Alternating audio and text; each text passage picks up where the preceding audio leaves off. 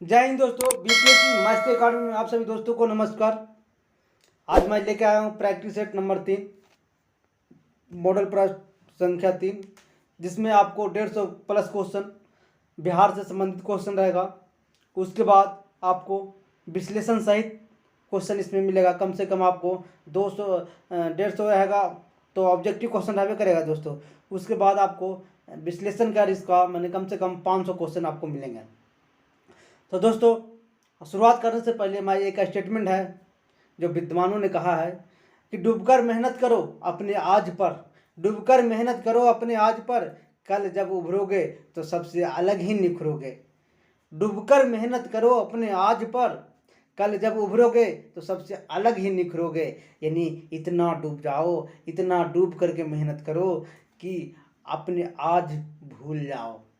जब कल तुम्हारा आएगा तो ऐसा उभरोगे, ऐसा उभरोगे, सबसे अलग ही निखरेगा। हजारों की भीड़ में अलग दिखोगे, अलग पहचान होगी, अलग दुनिया होगा तुम्हारा, लोग तुम्हारे नाम से जाने जाएंगे दोस्तों। इसी के साथ में शुरुआत करते हैं पहला क्वेश्चन। लेकिन इससे पहले अगर मेरे चैनल पर आप नए हैं तो सब्सक्राइब, लाइक, शेयर जरूर करिएगा दोस्तों। जितना आप शेयर करिएगा उतना हमें ताकत मिलेगा, उतना हमें मोटिवेशन मिलेगा। आओ इस मॉडल 4 लाने का प्रयास करूंगा, मॉडल नंबर 4 लाने का प्रयास करूंगा। प्रैक्टिस सेट में 4 लाऊंगा दोस्तों। जब तक आप सब्सक्राइब नहीं करते हैं तब तक आपको मेरा वीडियो नोटिफिकेशन आपके पास नहीं पहुंचेगा दोस्तों। तो शुरुआत करते हैं दोस्तों। आज का पहला क्वेश्चन मॉडल हर प्रश्न 3। आज का पहला क्वेश्चन है,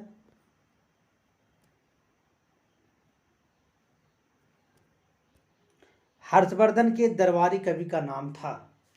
हर्षवर्धन के दरबारी कवि का नाम था दोस्तों बाणभट्ट। कौन सा नाम था? बाणभट्ट। हर्षवर्धन का दरबारी कवि जो था बाणभट्ट। हर्ष के दरबार में बाण जो रहते थे, बाण बाण रहते थे, मयूर रहते थे, हरिदत्त रहते थे, जयसेन रहते थे। प्रसिद्ध कवि एवं लेखक शोभा बढ़ाते थे।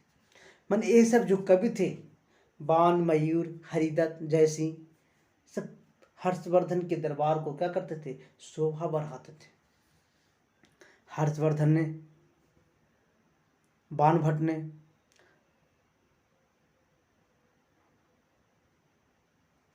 हर्षचरित्र एक रचना लिखा है। क्या लिखा? हर्षचरित्र। हर्षचरित्र का लेखक कौन है? बाणभट्ट है, जिसके बारे में हर्षवर्धन की पूरी कहानियां उसमें मिलता है। कालिदास दोस्तों चंद्रगुप्त द्वितीय के दरबार में थे। कालिदास चंद्रगुप्त द्वितीय के दरबार में थे। अगला क्वेश्चन है दोस्तों, निम्नलिखित में बौद्ध धर्मावलंबी का पवित्र ग्रंथ कौन सा है? बने बौद्ध धर्मावलंबियों का पवित्र ग्रंथ कौन सा है? तो ये त्रिपिटक है दोस्तों। कौन सा? त्रिपिटक। त्रिपिटक बौद्ध धर्मावलंबियों को जो था, बौद्ध धर्म का तो है ही है। त्रिपिटक के अंतर्गत आता है सूत पिटक आता है दोस्तों, विनय पिटक आता है और अभिधम पिटक आता है। सूत पिटक, विनय पिटक, अभिधम पिटक, तीनों एक ग्रंथ किसके अंतर्गत आता है? त्रिपिटक के अंतर्गत आता है। लेकिन सूत पिटक के रचनाकार थे आनंद। कौन थे? आनंद। याद रखिएगा, सूत पिटक के रचनाकार थे आनंद, लेकिन विनय पिटक के रचनाकार थे उपाली। विनय पिटक के कौन लिखे थे? उपाली। और अभिधम पिटक को जो लिखे थे दोस्तों मोगालीपुत्तिस्म लिखे थे। कौन लिखे थे? मोगालीपुत्तिस्म लिखे थे। याद रखिएगा, वेदों की संख्या 4 होता है, ऋग्वेद, सामवेद, अर्थावेद, यजुर्वेद। मनुस्मृति सबसे पुरानी पौराणिक ग्रंथ है।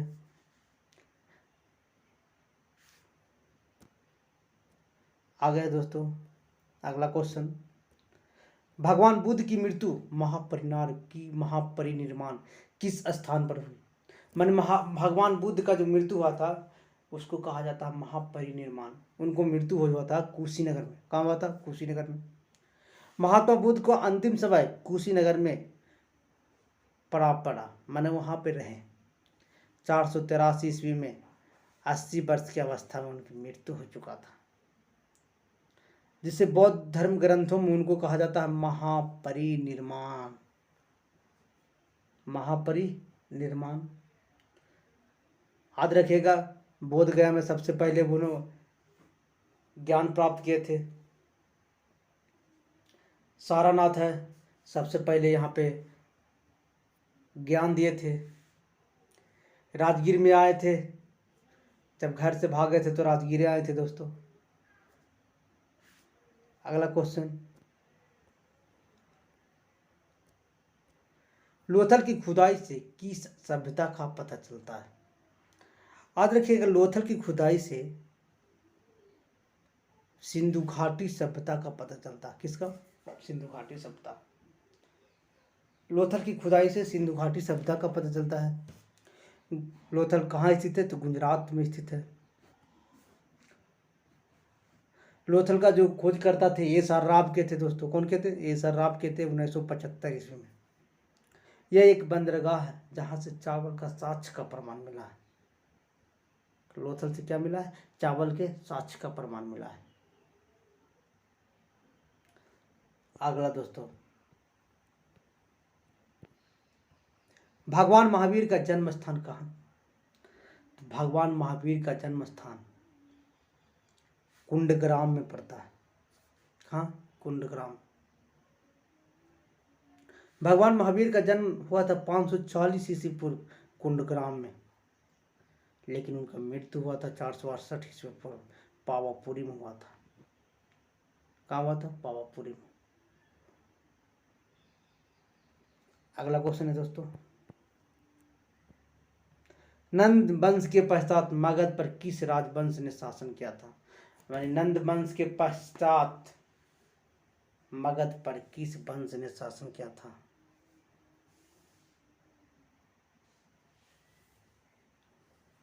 तो नंद वंश के बाद दोस्तों मौर्य वंश शासन किया था। कौन? मौर्य वंश शासन किया था। नंद वंश की स्थापना शिशुनाग वंश का अंत करके ही की गई थी, और उसके बाद नंद वंश का अंत चंद्रगुप्त मौर्य ने ही किया था। किसने किया था? चंद्रगुप्त मौर्य ने ही किया था। गुप्त वंश की शुरुआत स्थापना कुमारगुप्त प्रथम ने किया था। कुषाण वंश, कनिष्क के राजा बहुत प्रसिद्ध थे जिन्होंने सोने का सिक्का सबसे पहले चलाया था। अगला क्वेश्चन है दोस्तों, 16 महाजनपद की सूची उपलब्ध है किसमें? 16 महाजनपद, अंग, चंपा, ये सब जो महाजनपद है 16 महाजनपद की सूची किसमें उपलब्ध है? तो 16 महाजनपद की सूची है दोस्तों अंगुत्तर निकाय में। किसमें? अंगुत्तर निकाय में। Answer B. बौद्ध धर्म ग्रंथों में और जैन धर्म ग्रंथों में कहा जाता है कि बौद्ध ग्रंथ में और जैन ग्रंथ में अंगुत्तर निकाय। याद रखिएगा दोस्तों, बौद्ध धर्म ग्रंथ अंगुत्तर निकाय एवं जैन धर्म ग्रंथ भगवती सूत्र में। याद रखिएगा, बौद्ध धर्म ग्रंथ अंगुत्तर निकाय, जैन धर्म ग्रंथ भगवती सूत्र में। 6ठी शताब्दी ईसा पूर्व। कब? 6ठी शताब्दी ईसा पूर्व 16 महाजनपदों की चर्चा मिलता है। कितना? 16 महाजनपदों की चर्चा मिलता है।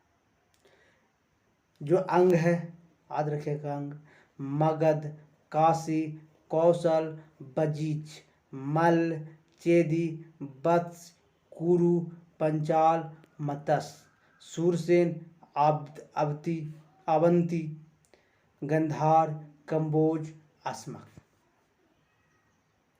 याद रखिएगा, 16 जो महाजनपद है बौद्ध धर्म ग्रंथ अंगुत्तर निकाय और जैन धर्म ग्रंथ कौन? भगवती सूत्र में 6ठी शताब्दी में 16 महाजनपदों की जानकारी मिलता है। अगला क्वेश्चन है दोस्तों, बने रहेगा वीडियो को लास्ट तक देखिएगा।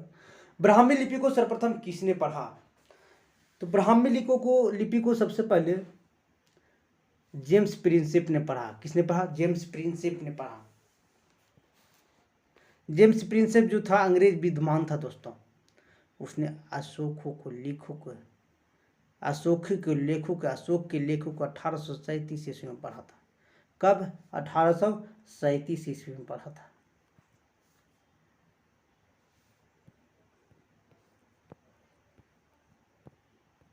सिखों के 10वें गुरु कौन थे? तो सिखों के 10वें गुरु दोस्तों गुरु गोविंद सिंह थे। सिखों के 10वें गुरु एवं अंतिम गुरु गुरु गोविंद सिंह थे। कौन थे? गुरु गोविंद सिंह, यानी 10वें गुरु और अंतिम गुरु थे, जिनका जन्म हुआ था 1666 ईस्वी में, बिहार के पटना में हुआ था। कहाँ हुआ था? बिहार के पटना में। वे एक महान योद्धा, कवि, भक्त, आध्यात्मिक नेता थे। क्या थे? महान योद्धा भी थे, कवि भी थे और आध्यात्मिक नेता भी थे। उन्होंने 1699 में बैसाखी के दिन खालसा पंथ का स्थापना किया था, जो सिख का इतिहास का सबसे महत्वपूर्ण घटना माना जाता है। सिख का इतिहास का सबसे महत्वपूर्ण घटना माना जाता है। पूछता है दोस्तों कि खालसा पंथ का स्थापना किसने किया? तो गुरु गोविंद सिंह ने किया। कब किया? तो 1699 ईस्वी में किया। इनका जन्म कहाँ हुआ था? तो पटना में हुआ था। कब हुआ था? तो 1666 ईस्वी में हुआ था।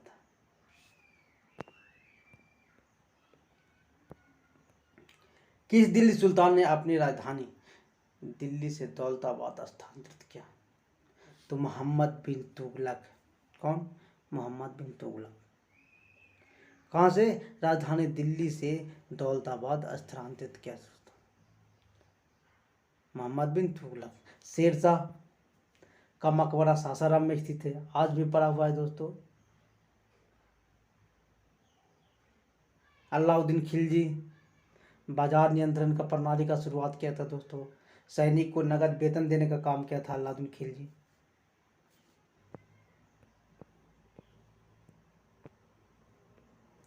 अगला 12 नंबर को, वे सिख गुरु जिन्होंने 1699 में आनंदपुर साहिबा में खालसा पंथ का स्थापना किया था। वे सिख गुरु जिन्होंने 1699 में आनंदपुर साहिबा कहाँ पर था? पटना। खालसा पंथ का स्थापना किया था, वो कौन थे? गुरु गोविंद सिंह। कौन थे? गुरु गोविंद सिंह। सिखों के 10वें गुरु एवं अंतिम गुरु थे दोस्तों। उन्होंने 1699 में आनंदपुर साहिबा में खालसा पंथ का स्थापना किया था। कब? 1699 में खालसा पंथ का स्थापना किया था।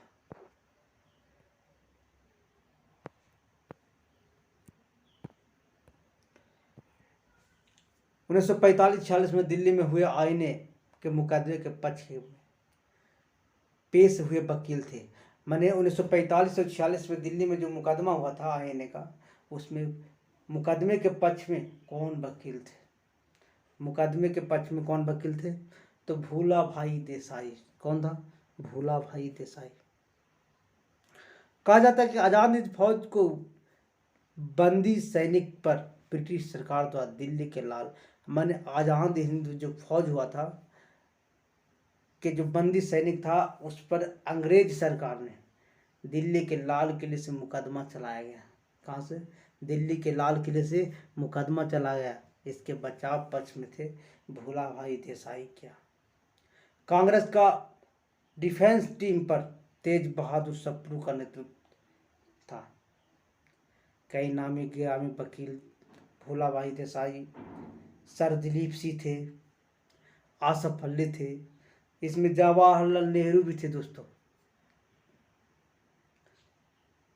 कैलाश नाथ थे, जुगली किशोर खन्ना थे, राम बहादुर शाह भी थे, पीएस सेन भी इसमें शामिल थे। सेनानियों को मुकदमे के लड़ने के लिए आगे आए थे। सर तेज बहादुर सप्रू की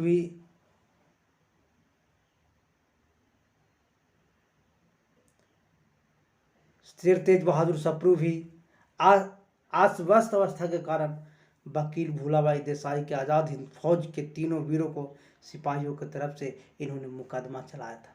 इन्होंने क्या चलाया था? मुकदमा चलाया था। मैडम कामा ने भारत के तिरंगी स्वतंत्रता ध्वज कहाँ फहराया था? मैडम कामा ने भारत के तिरंगी स्वतंत्रता ध्वज को कहाँ फहराया था? तो ये फहराया था दोस्तों स्टुटगार्ट में। कहाँ पर आया था? स्टुटगार्ट, ये जर्मनी में पड़ता है। भारत की आज़ादी के से 4 दशक पहले यानी साल 1907 ईस्वी में विदेश में पहली बार झंडा फहराया गया। कौन? मैडम कामा ने। उन्होंने 46 साल की पारसी थी।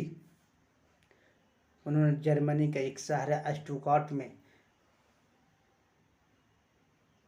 इंडिया के आज़ादी के लिए जश्न का झंडा फहराया था उन्होंने। इंटरनेशनल सोशलिस्ट कांग्रेस में फहराया और उन्होंने इस भारतीय स्वतंत्रता का झंडा बताया। क्या बताया? भारतीय स्वतंत्रता का झंडा बताया।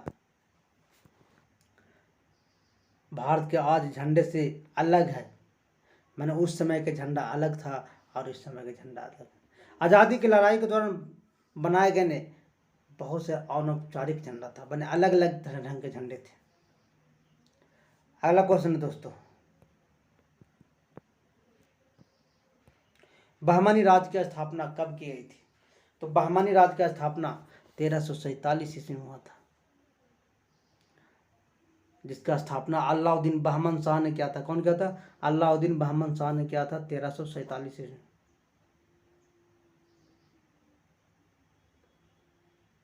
कहा जाता है कि मोहम्मद बिन तुगलक के शासनकाल के समय अंतिम दिन में ढक्कन के अमीरे सदाह उसी के विरोध में बहमन शाह का स्थापना हुआ था। उसी के विरोध में बहमन शाह का स्थापना हुआ था। 1905 में बंगाल के विभाजन का आदेश किसने दिया था? तो 1905 में बंगाल के विभाजन का आदेश लॉर्ड कर्जन ने दिया था। कौन दिया था? लॉर्ड कर्जन ने। उस समय तत्कालीन गवर्नर जनरल लॉर्ड कर्जन थे। प्रशासनिक असुविधा को बंगाल विभाजन का कारण बताया। उन्होंने कहा कि प्रशासनिक असुविधा है, इसी कारण बंगाल विभाजन हुआ।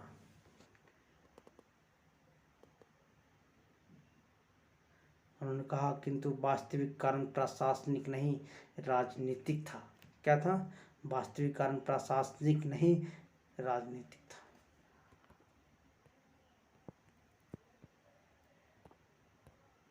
कुतुब मीनार का निर्माण किसने पूर्ण किया? तो याद रखिएगा दोस्तों, कुतुब मीनार का निर्माण इल्तुतमिश ने पूर्ण किया। इल्तुतमिश जो था ऐबक का गुलाम था। ऐबक की मृत्यु के बाद दिल्ली सल्तनत की गद्दी पर कौन बैठा? कुतुबुद्दीन ऐबक। कुतुबुद्दीन ऐबक बैठा।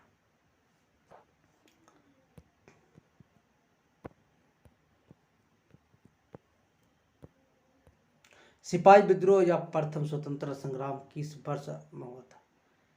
सिपाही विद्रोह या प्रथम स्वतंत्रता संग्राम किस वर्ष हुआ था? तो 1857 में हुआ था। मेरठ में सिपाही विद्रोह के साथ साथ शुरू हुआ और पूरे देश में आग की तरह फैल गया। क्या हुआ? पूरे देश में आग तरफ फैल गया सिपाही विद्रोह। खिलजी राजवंश का शासनकाल कब से कब तक था? तो 1290 से 1320 ईस्वी के आसपास था। खिलजी राजवंश का स्थापना कब से था? 1290 से 1320 ईस्वी के आसपास था।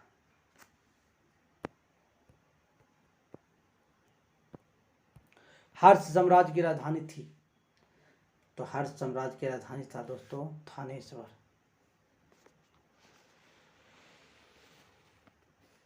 कहा जाता है कि हर्षवर्धन की जो राजधानी था थानेश्वर। राजवर्धन के बाद लगभग 600 ईस्वी में हर्षवर्धन के सिंहासन पर बैठा। हर्षवर्धन के कब बैठा? सिंहासन पर बैठा। हर्ष ने लगभग 643 ईस्वी में कन्नौज प्रयाग में 2 विशाल धार्मिक सभाओं का आयोजन किया गया। कहाँ? कब किया? 643 ईस्वी में कन्नौज प्रयाग 2 विशाल जनसभा को आयोजित किया, जिसमें प्रसिद्ध चीनी यात्री हेनसांग हर्षवर्धन के शासनकाल में ही आया था। कौन? हेनसांग प्रसिद्ध था, जो किसके शासनकाल में? हर्षवर्धन के शासनकाल में ही आया था।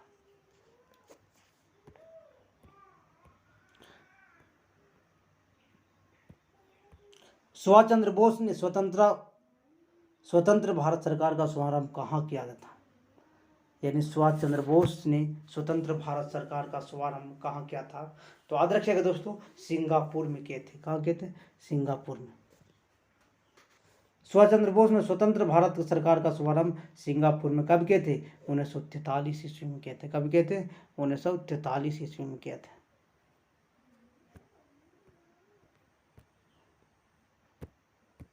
महानवमी या नवरात्रि उत्सव किस साम्राज्य में बहुत उत्साह से मनाया जाता है? मैंने महानवमी या नवरात्रि उत्सव जो था किसके साम्राज्य में बहुत उत्साह से मनाया जाता था? तो विजयनगर के साम्राज्य में मनाया जाता था। किसके साम्राज्य में? विजयनगर साम्राज्य में। याद रखिएगा दोस्तों, तुलु वंश के महान शासक थे कृष्णदेवराय। तुलु वंश के महान शासक थे कृष्णदेवराय। उनकी जो अवधि चला था 1509 से 1529 तक साम्राज्य चला था। उस समय उन्होंने महानवमी या नवरात्रि का उत्सव चरमोत्कर्ष पर था, बहुत मनाया जाता था।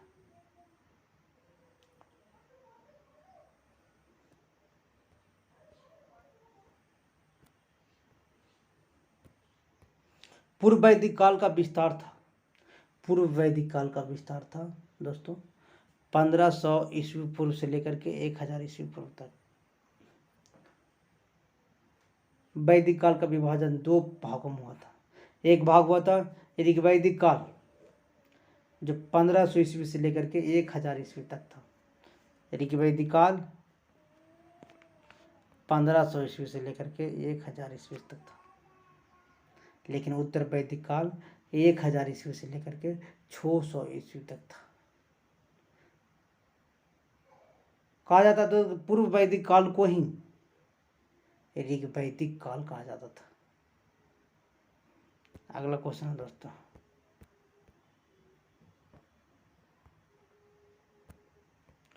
नई दिल्ली 1947 में आयोजित अखिल भारतीय कांग्रेस समिति की बैठक में निम्नलिखित में किसने विभाजन के प्रस्ताव का समर्थन किया?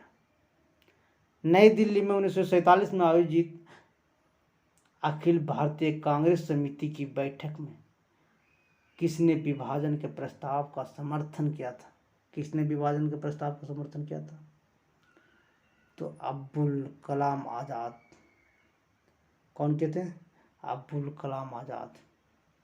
कहा जाता है कि 3 जून 1947 को विभाजन की पुष्टि के लिए अखिल भारतीय कांग्रेस समिति 14 जून 1947 को बैठक हुआ। 14 जून 1947 को क्या हुआ? बैठक हुआ। उस बैठक में गोविंद बल्लभ पंत भारत विभाजन का प्रस्ताव प्रस्तुत किया। गोविंद बल्लभ पंत ने भारत विभाजन का प्रस्ताव प्रस्तुत किया, लेकिन मौलाना अब्दुल कलाम आज़ाद ने उसका समर्थन किया था।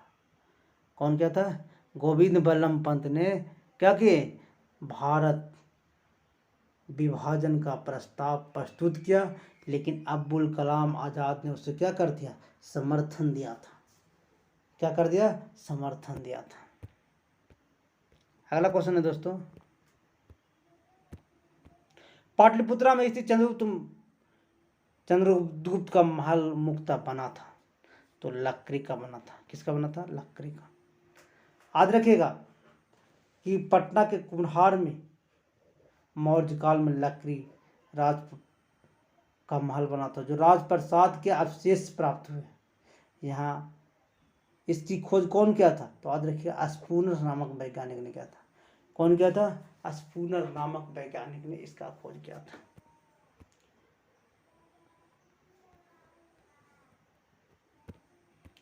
अकबर द्वारा बनाई गई कौन सी इमारत का नक्शा बौद्ध विहार की तरह है? तो याद रखिएगा दोस्तों पंचमहल। कौन सा? पंचमहल। अकबर के द्वारा बनाई गई पंचमहल पिरामिड का आकार का है। किस आकार का है? पिरामिड का आकार का है, जिसका नक्शा बौद्ध विहार की तरफ प्रतीत होता है, जिसे हवा महल भी कहते हैं। जिसे क्या कहते हैं? हवा महल भी कहते हैं। हाथी गुफा का अभिलेख किस शासक के विषय में जानकारी का स्रोत है? हाथी गुफा का जो अभिलेख है किस विषय यह किस शासक के विषय के बारे में शुरुआत जानकारी है। तो याद रखिएगा दोस्तों, खारवेल, कौन सा खारवेल इसका आंसर होता है। खारवेल के बारे में, इतिहास के बारे में, हाथी गुफा अभिलेख का जानकारी मिलता है। प्रथम शताब्दी ईसा पूर्व कलिंग भारत का एक अलग शक्तिशाली राज्य बन गया था। भारत का एक शक्तिशाली कलिंग राज्य बन गया था।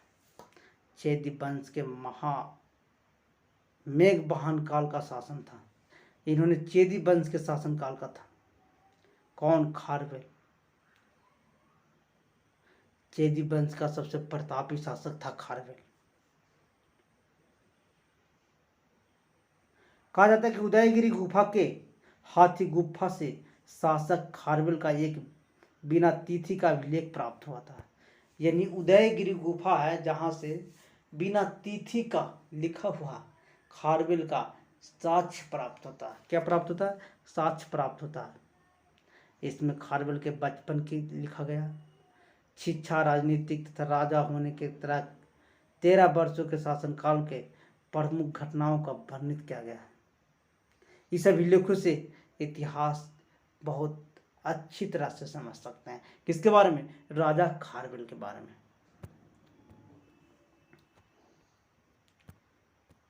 मध्यकालीन भारत के ऐतिहासिक स्रोतों में चकला शब्द का प्रयोग हुआ था। किसका? मध्यकालीन भारत के ऐतिहासिक स्रोतों में किस शब्द का प्रयोग? चकला शब्द का प्रयोग हुआ था। तो चकला शब्द का जो प्रयोग हुआ था दोस्तों, सूबा और फरगना के बीच क्षेत्रीय इकाई था, लेकिन सरकार समानार्थी नहीं था। सरकार क्या था? समानार्थी नहीं था। मध्यकाल में प्रशासन की सुविधा को दृष्टि से प्रत्येक अनेक सरकार को जिला में विभाजित करता था। यानी प्रशासनिक गति को चलाने के लिए अनेक क्षेत्र को जिला में विभाजित करता था। अब प्रत्येक सरकार ने अनेक फरगना में विभाजित करता था। यानी जिला बाई, उसके बाद छोटा फरगना होता था, और फरगना के अंतर्गत क्या होता था? गांव होता था। यानी जिला के अंतर्गत फरगना और कई फरगना मिलाकर के एक जिला बनता था, और कई गांव मिलाकर के एक फरगना बनता था। शाहजहां के काल में कुछ फरगना एक से मिलाकर एक नई शब्द का प्रयोग किया है। किसके साथ? मैंने शाहजहां के शासनकाल में कई गांव मिलाकर के फरगना जो बनता था, उसमें उसी के लिए एक शब्द का प्रयोग किया गया था, जिसे चकला शब्द कहते हैं। कौन? चकला शब्द। किसके शासनकाल में? शाहजहां के शासनकाल में। किसके शासनकाल में? शाहजहां के शासनकाल में प्रयोग किया गया था दोस्तों। अगला क्वेश्चन है कि हड़प्पा में मिट्टी के बर्तनों में समानता किस रंग का उपयोग हुआ था। तो याद रखिएगा, हड़प्पा में मिट्टी के बर्तनों को समानता उपयोग हुआ था लाल रंग का। किसका? लाल रंग का हुआ था।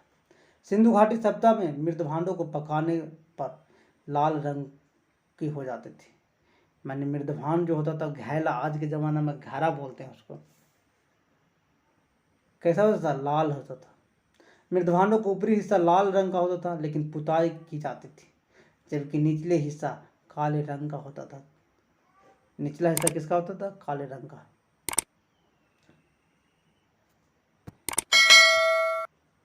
अगला क्वेश्चन है दोस्तों, निम्नलिखित विदेशी यात्रियों में किसने जहांगीर के शासनकाल में भारत की यात्रा किया था। तो जहांगीर के शासनकाल में भारत यात्रा किया था फ्रांसिसो पल्सर्ट ने। कौन किया था?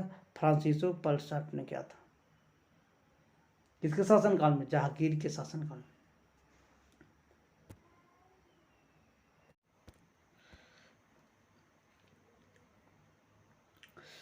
निम्न विदेशी यात्रियों में किसने जहांगीर के शासनकाल में भारत की यात्रा की थी। तो जहांगीर के शासनकाल में भारत की जो यात्रा किया जाता था दोस्तों, फ्रांसिस्को पल्सर्ट था। कौन था? Francisco Pelsaert. फ्रांसिस्को पल्सर्ट ने जहांगीर के शासनकाल में भारत की यात्रा किया था। बेल्जियम वासी, कहाँ का था? बेल्जियम का था फ्रांसिस्को पल्सर्ट। 1595 या 1630 ईस्वी के आसपास इनका मैंने यात्रा रहा। डच ईस्ट इंडिया कंपनी के अधिकारी जो थे, क्या थे? डच ईस्ट इंडिया कंपनी के अधिकारी जो 1618 में कंपनी को व्यावसायिक सेवा में पूर्व के लिए रवाना हुआ है, यानी पूर्व देशों के लिए उन्होंने रवाना हुए थे। भारत में एक कनिष्ठ व्यापारी के रूप में नियुक्त हुआ। कौन? फ्रांसिस्को पल्सट। भारत में एक कनिष्ठ व्यापारी के रूप में क्या हुए? उभरे, यानी नियुक्त हुए। मछलीपट्टनम से थल मार्ग द्वारा सूरत की यात्रा के पश्चात उसे आगरा भेजा गया। किनको? फ्रांसिस्को पल्सट को। कहाँ? मछलीपट्टनम से थल मार्ग द्वारा कहाँ भेजा गया? आगरा भेजा गया। लेकिन वहाँ तक इन्होंने कितना वर्षों तक रहा? 7 वर्षों तक रहा। उस समय भारत पर जहांगीर का शासन चल रहा था। उस समय किसका शासन चल रहा था? जहांगीर का शासन चल रहा था। उसने 1626 ईस्वी में उसने मुगल साम्राज्य पर एक लेख लिखा था। कब? 1626 ईस्वी में मुगल साम्राज्य पर उन्होंने कौन लिखा था? फ्रांसिस्को पल्सट ने एक लेख लिखा था, जिसका अनुवाद W.H. मोरलैंड और P. गिल द्वारा अनुवादित किया गया था। W.H. मोरलैंड अनुवादित किया था और P. गिल द्वारा अनुवादित किया गया था। जहांगीर के रूप में, जहांगीर के बारे में प्रकाशित किया गया था। जहांगीर के शासन के बारे में प्रकाशित किया गया था। कौन? फ्रांसिस्को पल्सट ने लिखा था। कितने वर्षों तक रहा था उन्होंने सूरत में? 7 वर्षों तक रहा था। 1595 से 1630 ईस्वी तक इन्होंने डच ईस्ट इंडिया कंपनी का एक अधिकारी नियुक्त हुए थे। अगला क्वेश्चन है दोस्तों,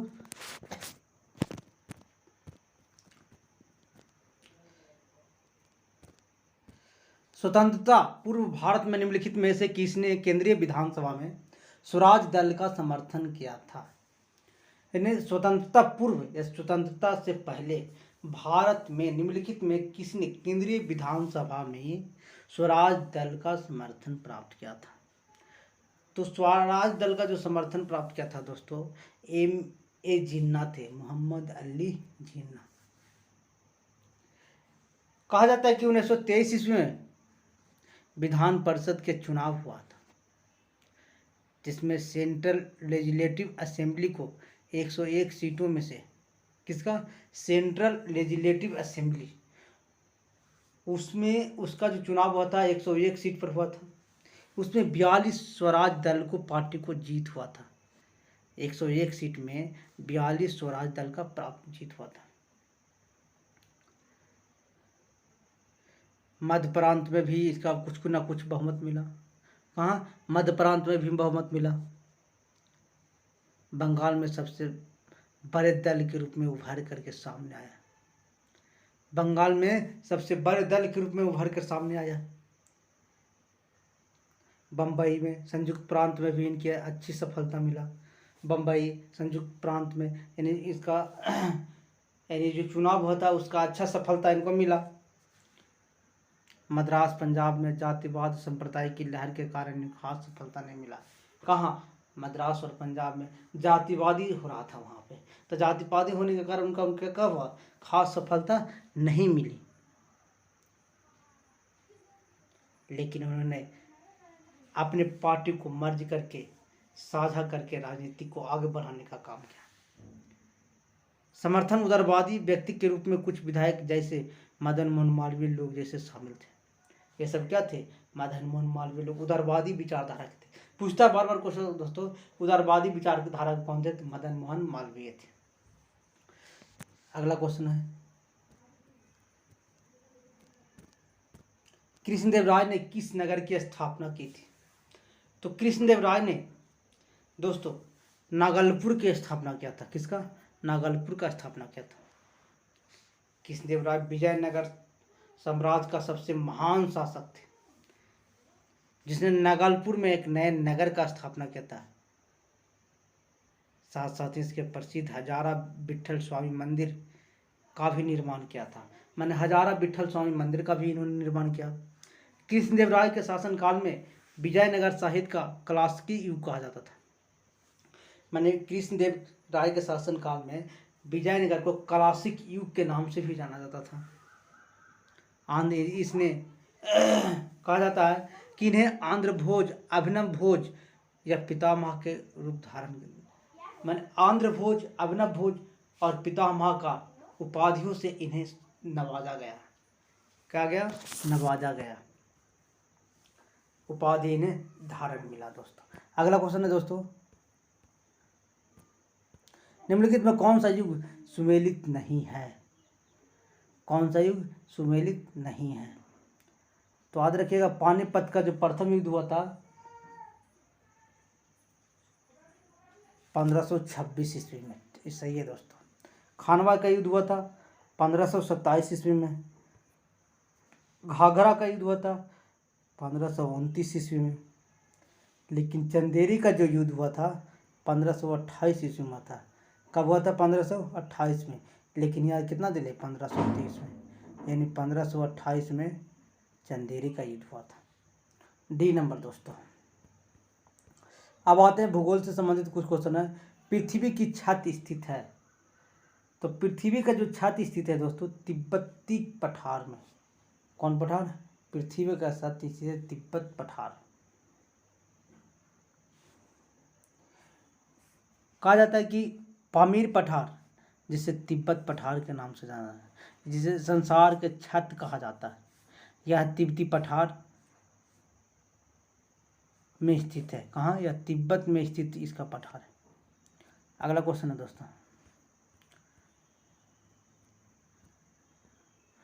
गर्म रेगिस्तान तथा उनके चारों ओर पवन धूल से बनने वाले मृदा को क्या कहा जाता है? गर्म रेगिस्तान में तथा उनके चारों ओर पवन धूल से बनने वाले मृदा को क्या कहा जाता है? तो याद रखिएगा, लोएस मृदा कहा जाता है। लोएस मृदा कहा जाता है। लोएस मृदा एक वायुमंडल तलछट है। क्या है? वायुमंडल एक तलछट है जो हवा में उड़े गाद एवं रेत के संचय द्वारा बनता है। मैंने हवा में उड़े गाद एवं रेत के संचय के द्वारा ये बनता है। निम्नलिखित में कौन सा देश भारत के साथ लंबी सीमा रेखा बनाता है? तो याद रखिएगा दोस्तों, बांग्लादेश। कितना किलोमीटर? 4096.70 मीटर, यानी किलोमीटर। भारत बांग्लादेश के साथ सीमा बनाता है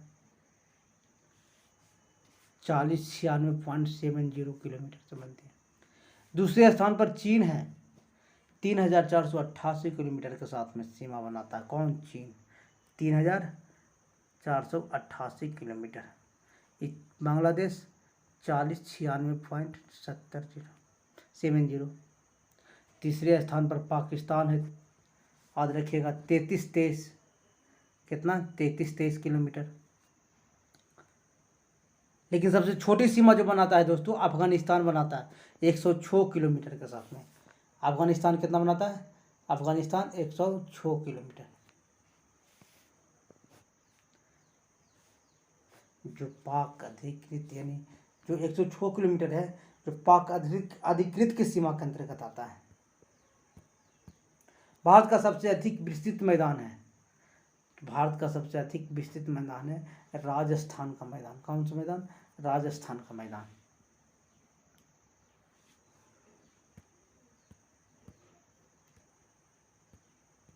ग्रेट बैरियर रीफ के समीप स्थित है, तो याद रखिए ग्रेट बैरियर रीफ ऑस्ट्रेलिया के समीप स्थित है। कहाँ? ग्रेट बैरियर रीफ विश्व की सबसे बड़ी प्रवाल भित्ति है दोस्तों। यह ऑस्ट्रेलिया महाद्वीप के क्वींसलैंड और न्यू साउथ वेल्स के उत्तर पूर्व में स्थित है। याद रखिएगा, ऑस्ट्रेलिया महाद्वीप के क्वींसलैंड, कौन सा? क्वींसलैंड, क्वींसलैंड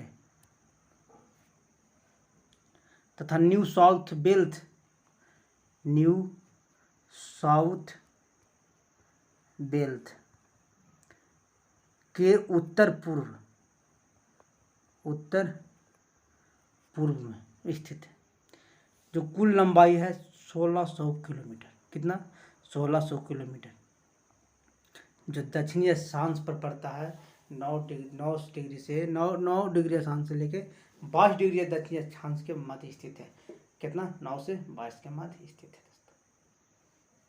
अगला क्वेश्चन है दोस्तों,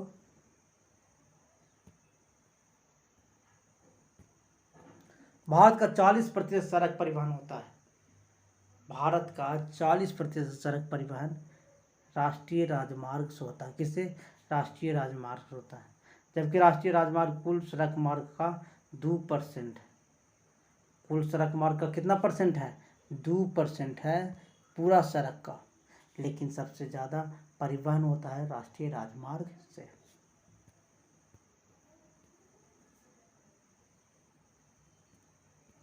विश्व का कौन सा देश मुलायम लकड़ी एवं लकड़ी की लुगदी का सबसे बड़ा उत्पादक एवं निर्यातक है?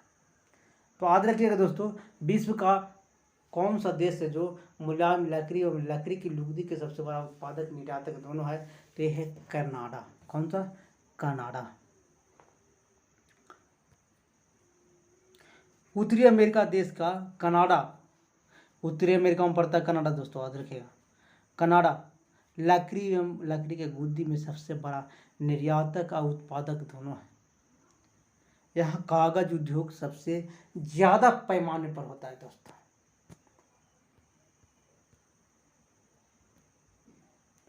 किस नदी पर शिव समुद्रम जलप्रपात अवस्थित है? तो याद रखिएगा, शिव समुद्रम जलप्रपात कावेरी नदी पर है। कहाँ? कावेरी नदी पर। शिव समुद्रम जलप्रपात श्रीरंगपट्टनम एवं शिव समुद्रम द्वीपों के मध्य स्थित है। यह कावेरी नदी पर स्थित है।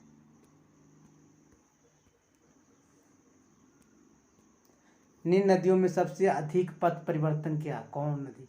तो सबसे अधिक पथ परिवर्तन क्या है? तो कोसी नदी है। कौन सा नदी? कोसी नदी। कोसी नदी बिहार का शोक नदी के नाम से जाना जाता है। अपने परिवर्तन मार्ग में प्रतिवर्ष ये अपना मार्ग हमेशा बदलते रहता है। आम्र वर्षा है। आम्र वर्षा है क्या है? तो याद रखिएगा, बिहार एवं बंगाल में मार्च अप्रैल में होने वाली वर्षा को कहा जाता है। बिहार एवं बंगाल में मार्च अप्रैल में जो वर्षा होता है उसी को आम्र वर्षा कहते हैं। उसको क्या कहते हैं? आम्र वर्षा।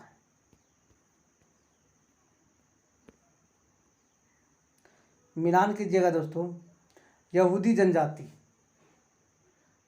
जो यहूदी जनजाति जो पाया जाता है इजराइल में। कहाँ पाया जाता है? इजराइल में पाया जाता है यहूदी जनजाति। टेड्डा जनजाति याद रखिएगा, लीबिया में पाया जाता है। लीबिया एक देश है जहाँ पाया जाता है टेड्डा। और बेजा जो जनजाति है दोस्तों, ये मिस्र में पाया जाता है। कहाँ? मिस्र में पाया जाता है। यहूदी कहाँ? इजराइल में। टेड्डा कहाँ? लीबिया में। बेजा कहाँ? मिस्र में। लेकिन लूर कहाँ पाया जाता है? ईरान में पाया जाता है। लूर में कौन जनजाति? ईरान में लूर जनजाति पाया जाता है। तो याद रखिएगा दोस्तों, इसका सही उत्तर हो जाएगा डी नंबर। अगला क्वेश्चन है दोस्तों, निम्नलिखित में कौन सा जोड़ सही नहीं है? कौन? 3.28 मिलियन वर्ग किलोमीटर है। भारत का अक्षांश विस्तार 8 डिग्री 4 मिनट से लेकर के उत्तरी अक्षांश से लेकर के 37 डिग्री 6 मिनट उत्तरी अक्षांश है। भारत का रेखीय विस्तार 68 डिग्री 7 मिनट पूर्व से लेकर 97 डिग्री 25 मिनट पूर्व तक है। तो ये सभी दोस्तों सही है। आगे देखते हैं, भारत में राज्यों की संख्या 26 है, लेकिन राज्यों की संख्या कितना है? 28 है। यही गलत हुआ, आपको इसका आंसर डी नंबर हो जाएगा।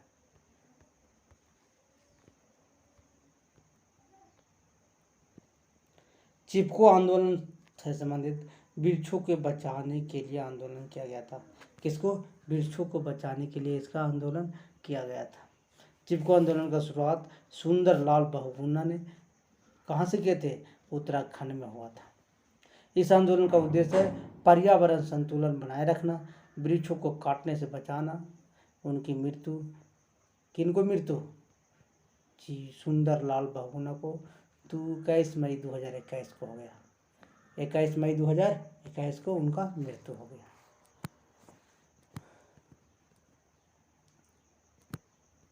सीमेंट उद्योग लगाने के लिए कौन सी चीज़ों की आवश्यकता पड़ती है? तो सीमेंट उद्योग लगाने के लिए दोस्तों परिवहन तो बहुत ज़रूरी चाहिए, कच्चा माल जरूरी चाहिए और कोयला जरूरी चाहिए। परिवहन, कच्चा माल और कोयला। सीमेंट उद्योग सर्वाधिक उन्नत उद्योग है जो कच्चा माल सबसे ज़्यादा आधारित होता है दोस्तों।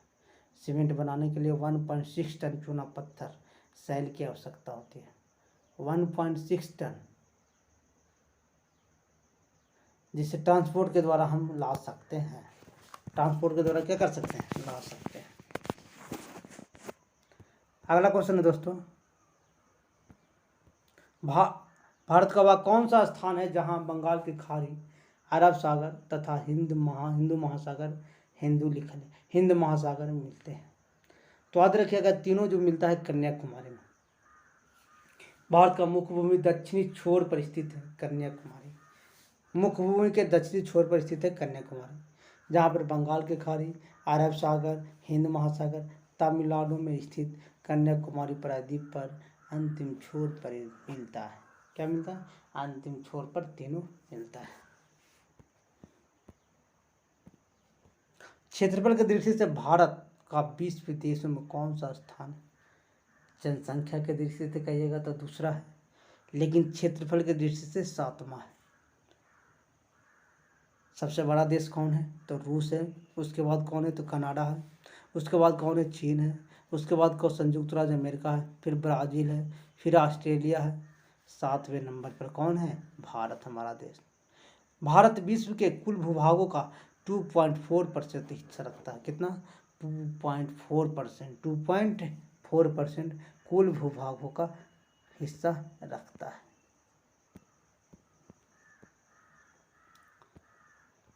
कहा निम्नलिखित आकृतियों पर ध्यान दीजिए। महादेव पर्वत श्रृंखला, मैकाल पर्वत श्रृंखला, छोटानागपुर पर्वत श्रृंखला, खासी पर्वत श्रृंखला। तो जो इसमें है दोस्तों, याद रखिएगा,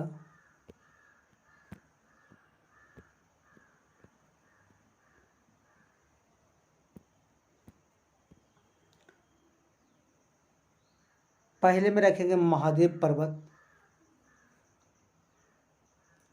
जो उच्चवाच की ओर है।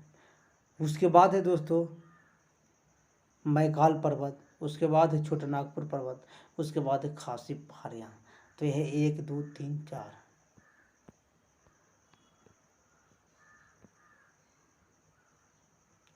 कहा जाता है कि निम्नलिखित में कौन सा जोड़ा सही है? कौन सा जोड़ा सही है? कौन सा जोड़ा सही है? तो याद रखिएगा, इसमें जो है इंद्रावती झारखंड में नहीं पड़ता है दोस्तों। भीमा तमिलनाडु में नहीं पड़ता है। लूनी राजस्थान में पड़ता है, सही है दोस्तों। घाटपर्वा केरल में नहीं पड़ता है।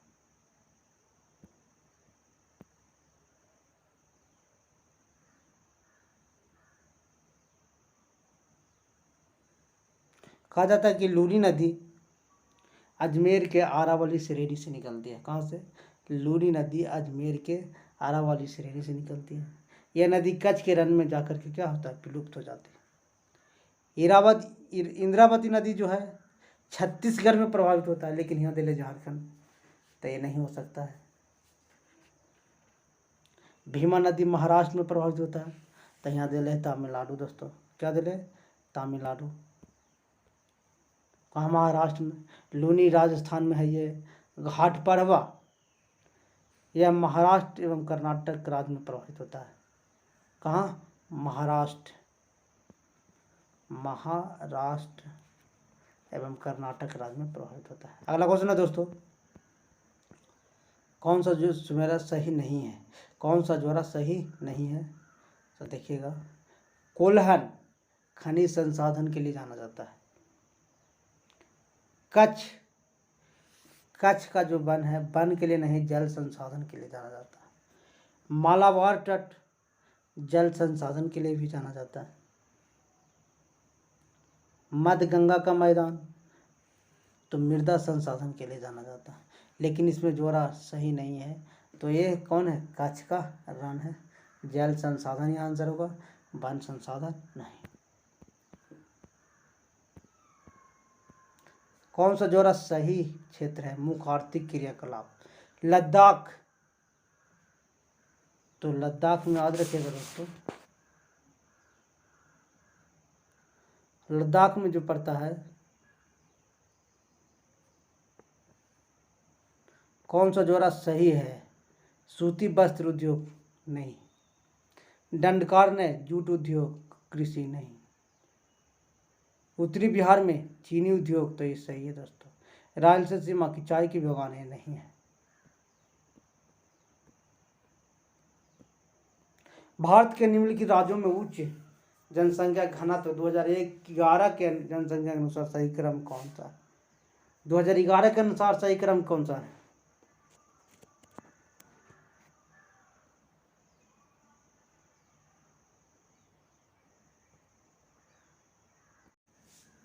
भारत की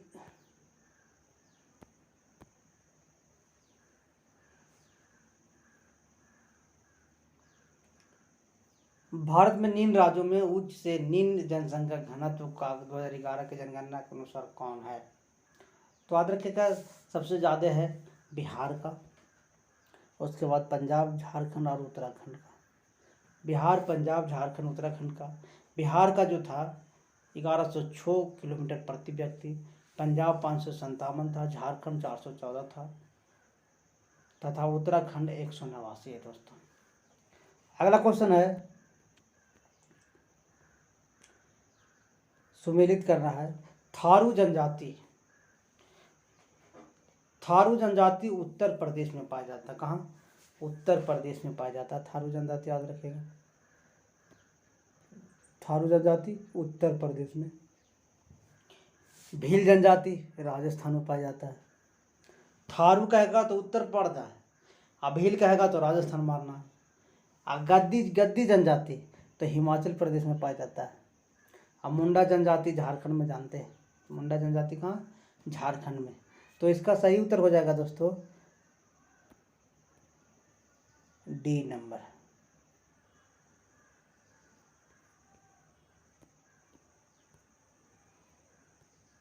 अगला क्वेश्चन है,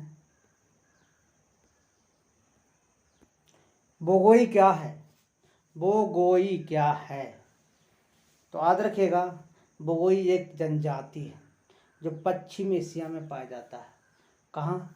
बोगोई एक जनजाति है जो पश्चिम एशिया में पाया जाता है। अगला क्वेश्चन है दोस्तों, कार्टागेना प्रोटोकॉल का संबंध किससे है? तो कार्टागेना प्रोटोकॉल का संबंध है जैव सुरक्षा से संबंधित है। कहाँ से? जैव सुरक्षा से संबंधित है। 29 जनवरी 2000 को स्वीकार किया गया था। कब? 29 जनवरी 2000 को स्वीकार किया था, लेकिन 11 सितंबर 2003 से लागू हुआ है।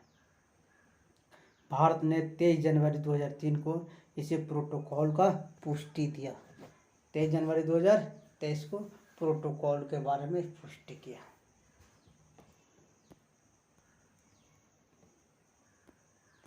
संयुक्त राष्ट्र पर्यावरण कार्यक्रम का मुख्यालय कहाँ स्थित है? तो याद रखेगा, संयुक्त राष्ट्र पर्यावरण कार्यक्रम का मुख्यालय नैरोबी में है। कहाँ? नैरोबी। नैरोबी कहाँ पड़ता है दोस्तों? तो केनिया में पड़ता है। यह संयुक्त राष्ट्र संघ का एक एजेंसी है जो पर्यावरण क्रियाकलापों को ये अध्ययन करता है। इसकी स्थापना 1972 में हुआ था। इसकी स्थापना कब हुआ था? 1972 में। अगला क्वेश्चन है दोस्तों, वीडियो को बने रहिएगा। National centre for disaster management NCDM कहाँ स्थित है? National centre for disaster management तो है नई दिल्ली में। कहाँ? नई दिल्ली में। इसका स्थापना 1995 में हुआ था। कब हुआ था दोस्तों? 1995 में। यह आपदा प्रबंधन अधिनियम 2005 के तहत इसकी स्थापना किया गया है। क्या? आपदा प्रबंधन अधिनियम 2005 के तहत इसका स्थापना किया गया है। मौसम बदलने का क्या कारण है? तो मौसम बदलने का कारण है दोस्तों पृथ्वी का सूर्य के चारों ओर चक्कर लगाना, अपने अक्ष पर झुका रहना। पृथ्वी के चारों ओर चक्कर लगाना और अपने अक्ष पर झुका रहना।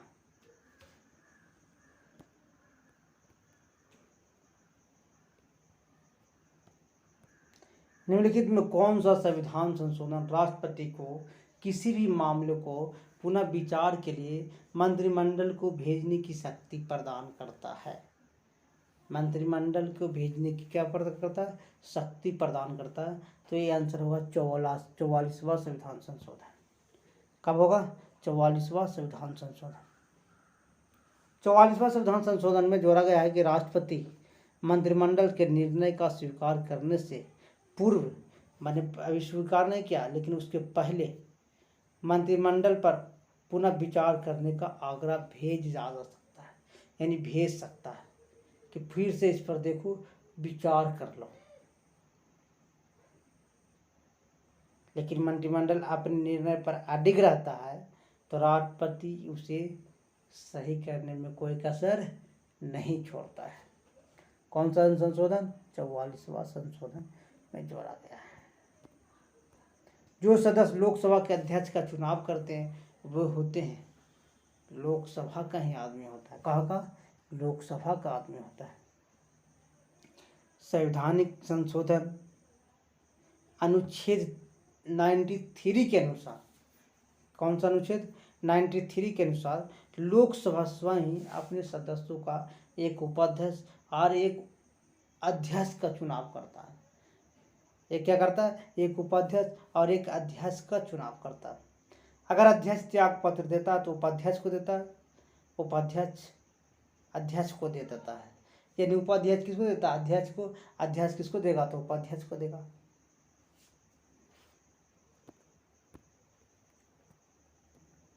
भारतीय संसद में शामिल है तो याद रखिएगा लोकसभा, राज्यसभा और राष्ट्रपति है।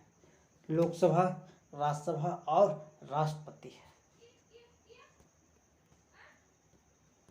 संसद में शून्यकाल का समय दोस्तों दोपहर 12 बजे से 1 बजे तक है। शून्यकाल का समय दोपहर 12 बजे से 1 बजे तक है। लेकिन कहा गया है दोस्तों कि संसद में जो मिलके बनता है लोकसभा, राज्यसभा,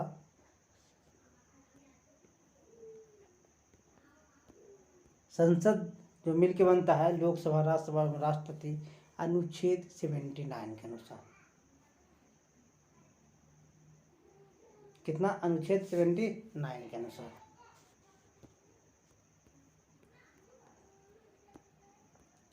सर्वोच्च न्यायालय का न्यायाधीश अपने पद पर त्यागपत्र किससे लिख कर देता है? तो याद रखिएगा दोस्तों, सर्वोच्च न्यायालय का जो अधीश होता है, न्यायाधीश होता है, त्यागपत्र राष्ट्रपति को लिखित रूप में दे सकता है। किसको? राष्ट्रपति को लिखित रूप में दे सकता है, कार्यभार देकर के मुक्त हो सकता है। सर्वोच्च न्यायालय का कार्यकाल का संबंध अनुच्छेद 124 के अंतर्गत आता है। प्रावधान किया गया है कि राष्ट्रपति अपने पद पर लिखित त्यागपत्र दे सकता है। 124 के अंतर्गत कहा गया है कि राष्ट्रपति को अपने पद से लिखित त्यागपत्र दे सकता है। कौन? सर्वोच्च न्यायालय के न्यायाधीश।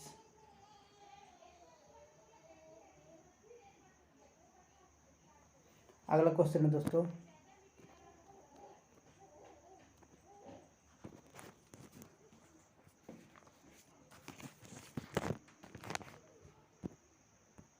संसद में प्रथम लोकपाल बिल का पेश हुआ था। संसद में प्रथम लोकपाल बिल पेश किया गया था कब? तो लोकपाल जो बिल पेश किया गया था 1968 ईस्वी। संसद में प्रथम लोकपाल बिल 1968 में पेश किया गया था, लेकिन पहली बार 1966 में मोरारजी देसाई की अध्यक्षता में प्रशासनिक सुधार आयोग का जिक्र किया गया था। बाद में लोकपाल का गठन की मंजूरी किया गया था। बाद में लोकपाल का गठन का मंजूरी किया गया था। भारतीय संविधान के अनुसार मानव का दुर्व्यवहार, बालातु श्रम निषेध या कौन सा अनुच्छेद वर्णित है? तो याद रखिएगा अनुच्छेद 23 है। कितना?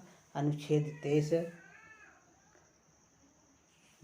जिसके अनुसार बाल मजदूरी को कोई करा नहीं सकता है। निम्नलिखित में कौन सा चुनाव सुधारों से संबंधित है? तो चुनावी जो धारा संबंधित दोस्तों दिनेश गोस्वामी जो है चुनाव से संबंधित है। किस? दिनेश गोस्वामी जो है चुनाव से संबंधित है।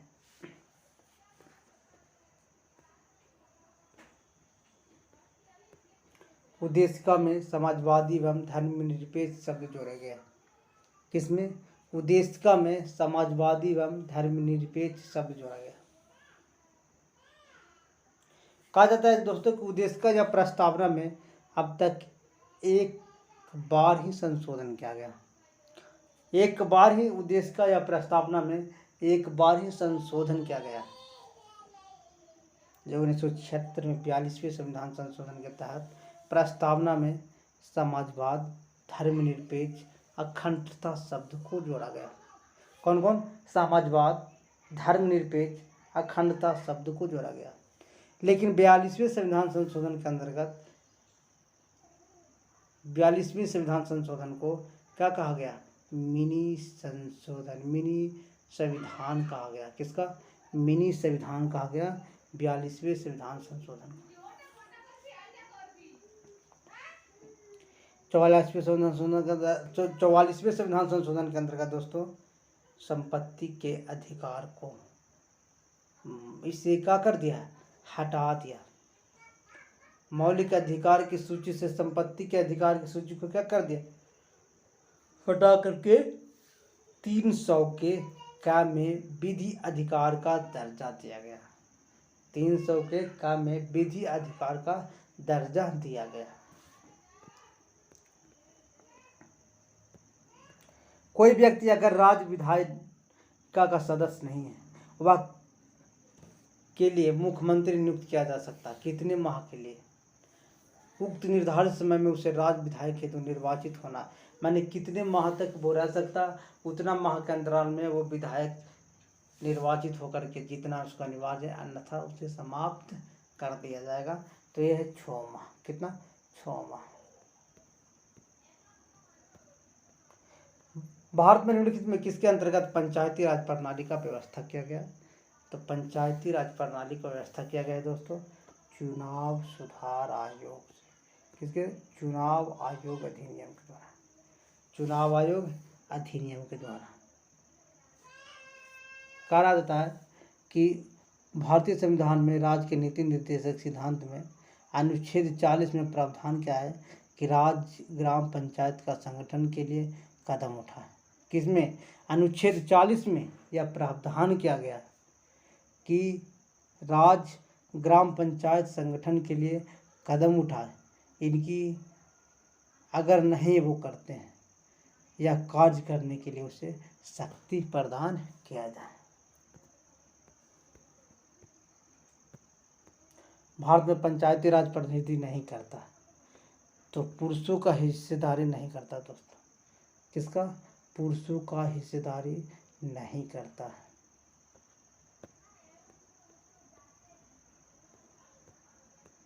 सफलतापूर्वक कार्य करने हेतु पंचायत राज को पूरे सहयोग की जरूरत पड़ती है। पंचायती राज को पूरे सहयोग की जरूरत पड़ती है।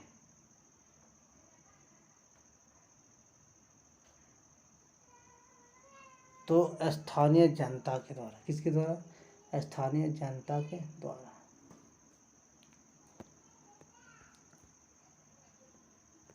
राष्ट्रपति द्वारा राज्यसभा में कितने व्यक्ति को मनोनीत किए जाते हैं? राष्ट्रपति द्वारा राज्यसभा में कितने व्यक्ति को मनोनीत किए जाते हैं? तो याद रखिएगा दोस्तों 12 व्यक्तियों को मनोनीत किया जाता है। कितना? 12 व्यक्ति को मनोनीत किया जाता है अनुच्छेद 80 के तहत। किसके अनुच्छेद के तहत? अनुच्छेद 80 के तहत। अगला क्वेश्चन है दोस्तों भारतीय संविधान की जिस धारा के अनुसार विधानसभा का गठन हुआ, धारा कौन सा है? विधानसभा का गठन हुआ था तो वो धारा है 170। कौन सा? 170।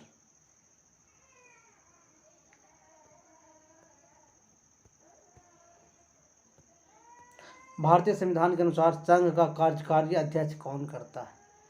संविधान के अनुसार संघ का कार्यकारी अध्यक्ष कौन होता है? संघ का कार्यकारी अध्यक्ष होता है दोस्तों राष्ट्रपति होता है। कौन होता है? राष्ट्रपति होता है। संघ का कार्यकारी अधिकारी राष्ट्रपति होता है। भारत के संविधान का कौन सा अनुच्छेद भारतीय निर्वाचन आयोग की स्थापना किया गया है? तो अनुच्छेद 324 के अंतर्गत निर्वाचन आयोग का स्थापना किया गया। कितना, अनुच्छेद 124 के अंतर्गत निर्वाचन आयोग का स्थापना किया गया, जो भारत स्वतंत्रता निष्पक्ष तरीके से चुनाव संपन्न कराने वाली संस्था है। अनुच्छेद 24 में संसद, राष्ट्रपति, उपराष्ट्रपति पद या राज्य विधानमंडल के लिए चुनाव कराने का नियम निर्देशन चुनाव आयोग अधिकारियों के द्वारा किया जाता है। चुनाव आयोग अधिकारियों के द्वारा किया जाता है। विधि का नियम कानून का अधीन राज्य का मतलब क्या है? तो विधि शासन का प्रमुख सिद्धांत है कानून के समझ देश की सभी नागरिकों को समान समता।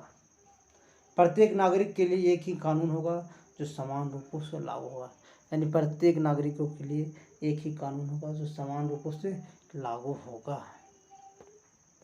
Option number A.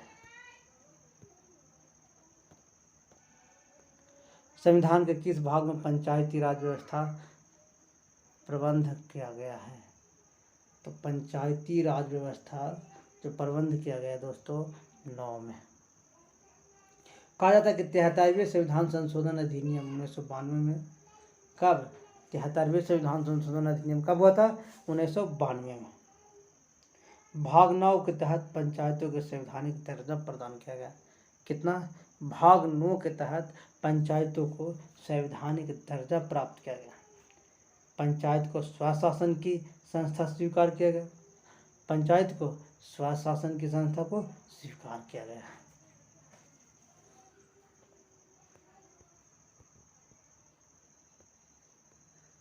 भारतीय संघात्मक व्यवस्था में तृतीय तल कब जोड़ा गया? भारतीय संघात्मक व्यवस्था में तृतीय तल कब जोड़ा गया? तो 1992 से जोड़ा गया। कब?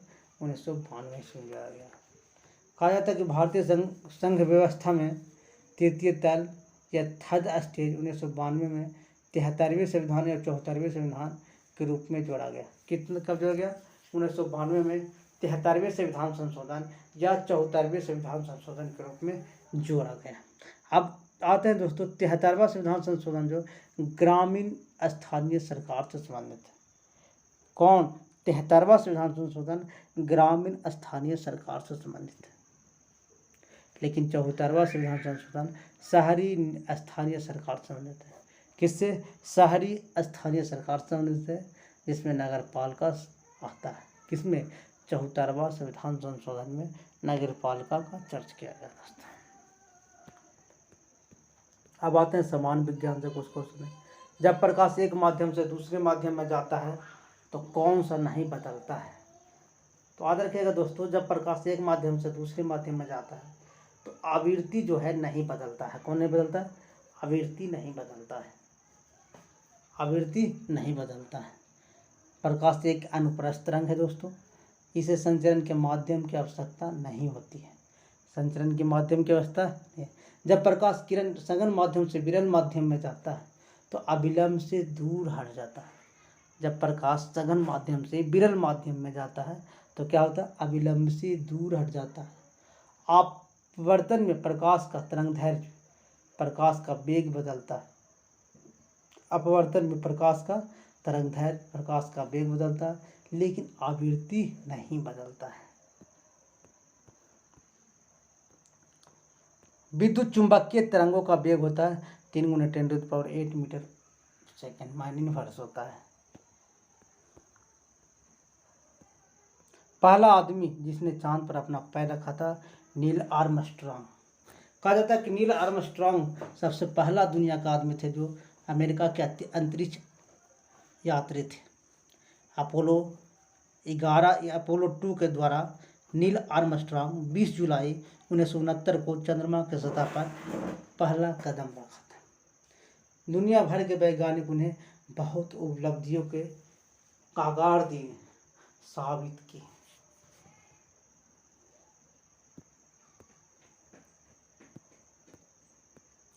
प्लूटोनियम न्यूक्लियोटाइड्स के नाभिक में न्यूट्रॉनों की संख्या कितना है? तो न्यूट्रॉनों की संख्या पूछेगा दोस्तों तो ये है 242 अब माइनस 94 तो 94 तो करेंगे 148 आएगा।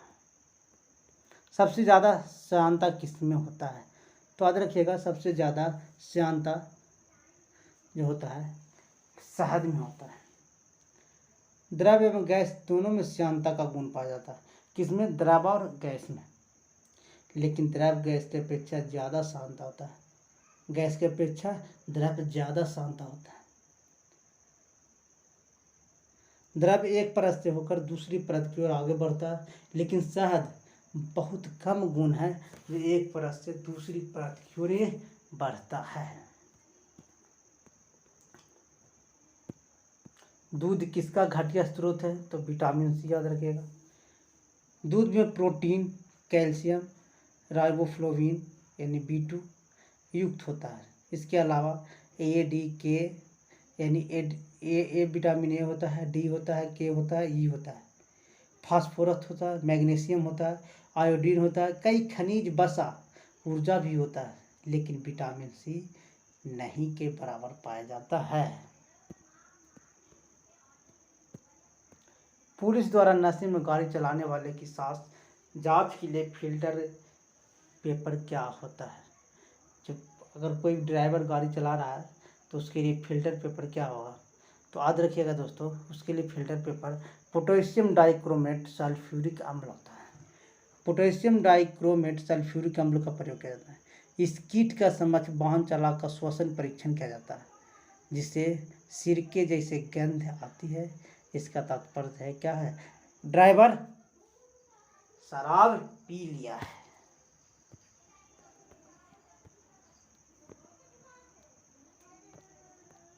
ग्लूकोज को एथिल अल्कोहल में किस एंजाइम द्वारा बदला जाता है? तो याद रखिएगा दोस्तों, ग्लूकोज को एथिल अल्कोहल में जाइमेज के द्वारा बदला जाता है। ग्लूकोज को एथिल अल्कोहल में किसके द्वारा? जाइमेज के द्वारा बदला जाता है।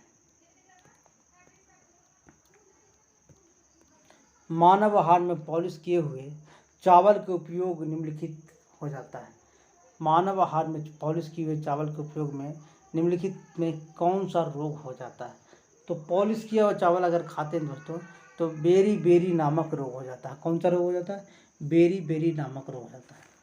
कहा जाता है कि मानव आहार में पॉलिश किए हुए चावल उपयोग से बेरी बेरी रोग हो जाता है, क्योंकि पॉलिश करने में चावल के छिलके में उपस्थित कौन सा? छिलका में उपस्थित विटामिन B1 नष्ट हो जाता है, यानी थायमिन क्या हो जाता है? नष्ट हो जाता है। छिलके के साथ चावल में पृथक होता है, यानी छिलका के साथ चावल क्या होता है? पृथक होता है विटामिन B1 यानी थायमिन।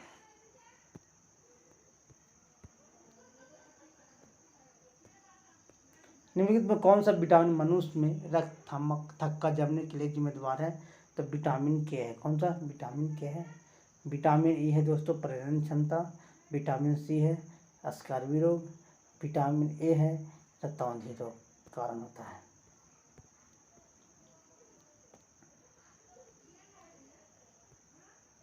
अगला क्वेश्चन है दोस्तों, ऑटोमोबाइल के हाइड्रोलिक ब्रेक कार्य करने का सिद्धांत है पास्कल के नियम पर। किसके नियम पर? पास्कल के नियम पर आधारित है। प्रकाश की गति होता है दोस्तों 3 × 10⁸ मीटर प्रति सेकेंड। 3 × 10⁸ मीटर प्रति सेकेंड।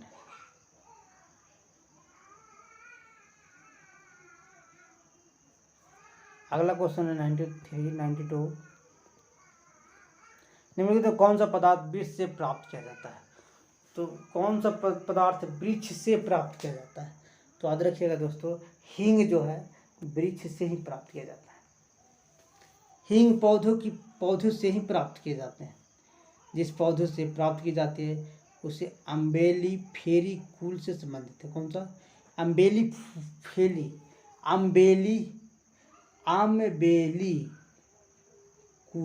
अम्बेली कुल। हींग को कौन सा कुल में? अम्बेली कुल। कौन सा? अम्बेली कुल। फेरुला एसाफेटिडा, फेरुला पोटिडा, फेरुला रूबिकॉल्स आदि जड़ों से ही प्राप्त होता है। लेटेक्स को सुखाकर हींग की प्राप्ति होती है, जिसे अम्बेफेली एपिसेफी कुल के नाम से जानता है। अम्बेफेरी याद रखिए दोस्तों, बोलने में मिस्टेक हो जाता है। मिलाना है दोस्तों। नीला थोथा जो है दोस्तों, नीला थोथा है जिसे कॉपर सल्फेट कहते हैं। कौन सा? नीला थोथा को हमें कॉपर सल्फेट कहते हैं, है ना, कॉपर सल्फेट कहते हैं, जिसका उपयोग कवकनाशीय शैवाल में किया जाता है। किसका? नीला थोथा का उपयोग कवकनाशी में किया जाता है। यूसीन, यूसीन का प्रयोग दोस्तों, यूसीन का जो प्रयोग है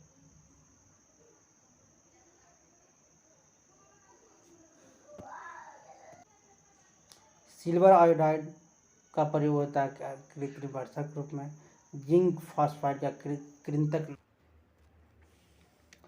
विश्व एड्स दिवस निम्नलिखित में किस तारीख को मनाया जाता है? तो याद रखिएगा दोस्तों, एड्स दिवस 1 दिसंबर को मनाया जाता है। विश्व एड्स दिवस 1 दिसंबर को मनाया जाता है। एड्स एक लाइलाज रोग है। यह असुरक्षित यौन संबंध के बनाने के कारण होता है। असुरक्षित अगर यौन संबंध बनाता है तो एड्स का जो जीवाणु है शरीर में प्रवेश कर जाता है। यह दिवस 1 दिसंबर को जो मनाया जाता है 1988 से शुरुआत हुआ था। कब से? 1988 से शुरुआत हुआ था, जिसका उद्देश्य है एड्स से जितने सारे व्यक्ति ग्रसित हैं उसके लिए धन जुटाना, लोगों की मदद करना, लोगों की जागरूकता फैलाना, मिथ्या से दूर करना। अगला क्वेश्चन है दोस्तों, निम्नलिखित में कौन एक ओपन सोर्स सॉफ्टवेयर नहीं है? तो याद रखिएगा, गूगल क्रोम सॉफ्टवेयर है, लिनक्स सॉफ्टवेयर है, ओपन ऑफिस सॉफ्टवेयर है, लेकिन इंटरनेट एक्सप्लोरर सॉफ्टवेयर नहीं है। कौन है? Internet explorer.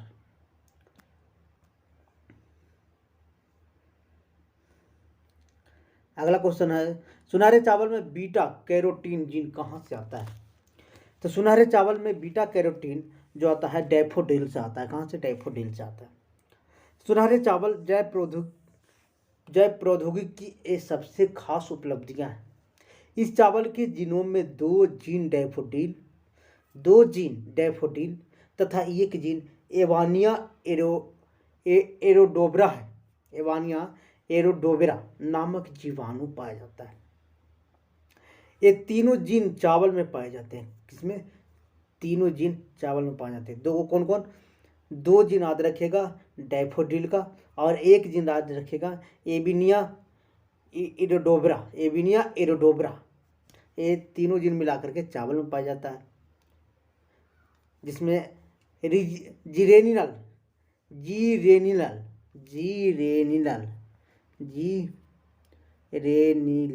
याद रखिएगा, जीरेनिनल डाइफॉस्फेट को बीटा कैरोटीन में परिवर्तित कर देता है। जो यौगिक का नाम मैं बता रहा हूँ, जीरेनिल याद रखिएगा, ये यौगिक है।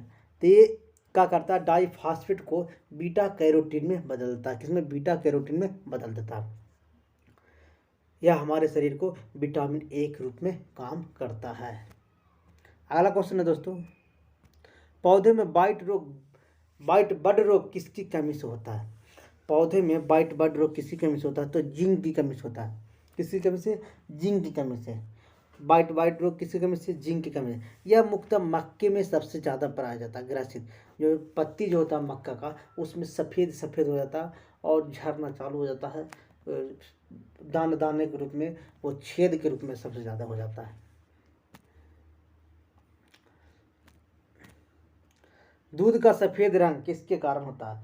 तो दूध में एक उपस्थित है कैसीन। क्या? कैसीन नामक एक प्रोटीन है जो सफ़ेद होता है।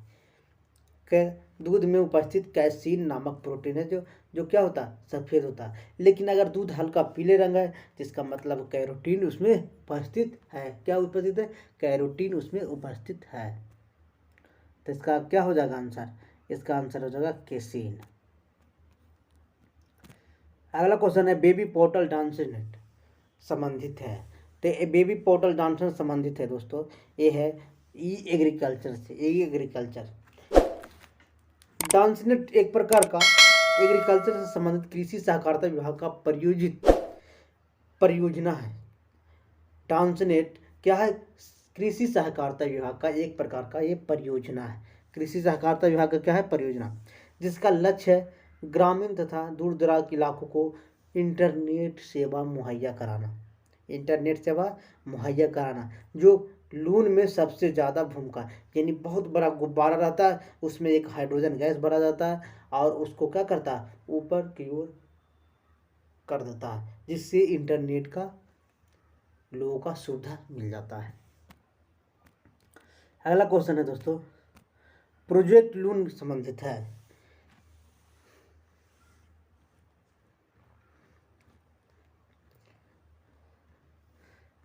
गलती हो गया ना, कौन वाला काटे पड़ते हैं। वेब पोर्टल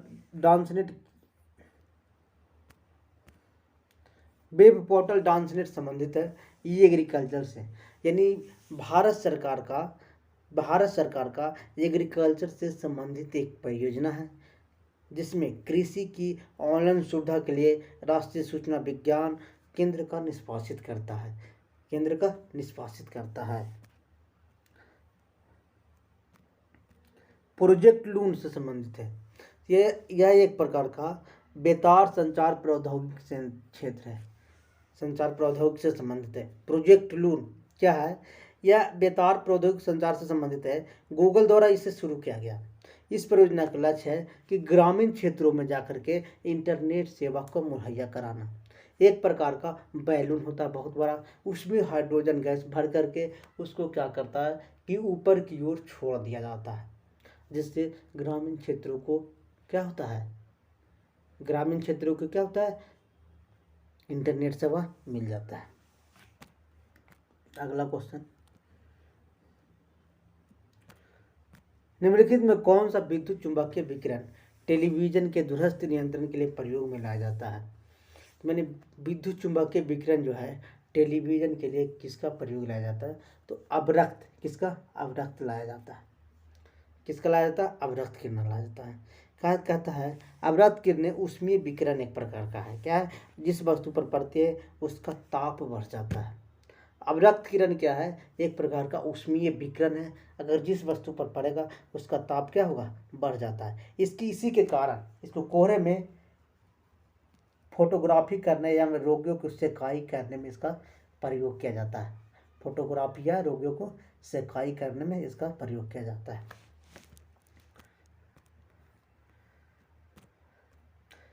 जलवायु परिवर्तन का मुख्य निम्नलिखित वजह से नहीं होता। किसके वजह से जलवायु परिवर्तन नहीं होता है? तो याद रखिएगा, पराबैंगनी किरणें की वजह से। किसकी? पराबैंगनी किरणें की वजह से। जलवायु परिवर्तन के लिए बहुत कारक उत्तरदायी है। प्रदूषण 3 प्रकार के होते हैं दोस्तों। पहला होता है जल प्रदूषण, दूसरा होता है वायु प्रदूषण, तीसरा होता है ध्वनि प्रदूषण। लेकिन इसका सही उत्तर आपको पराबैंगनी किरण होगा। लेकिन प्रदूषण 3 प्रकार के, वायु प्रदूषण, ध्वनि प्रदूषण और जल प्रदूषण होता है। किसी प्रकार से वातावरण को क्षति पहुंचाता है। ये तीनों जो प्रदूषण होता है किसी भी हालत में वातावरण को क्या करता है? क्षति को पहुंचाने का काम करता है।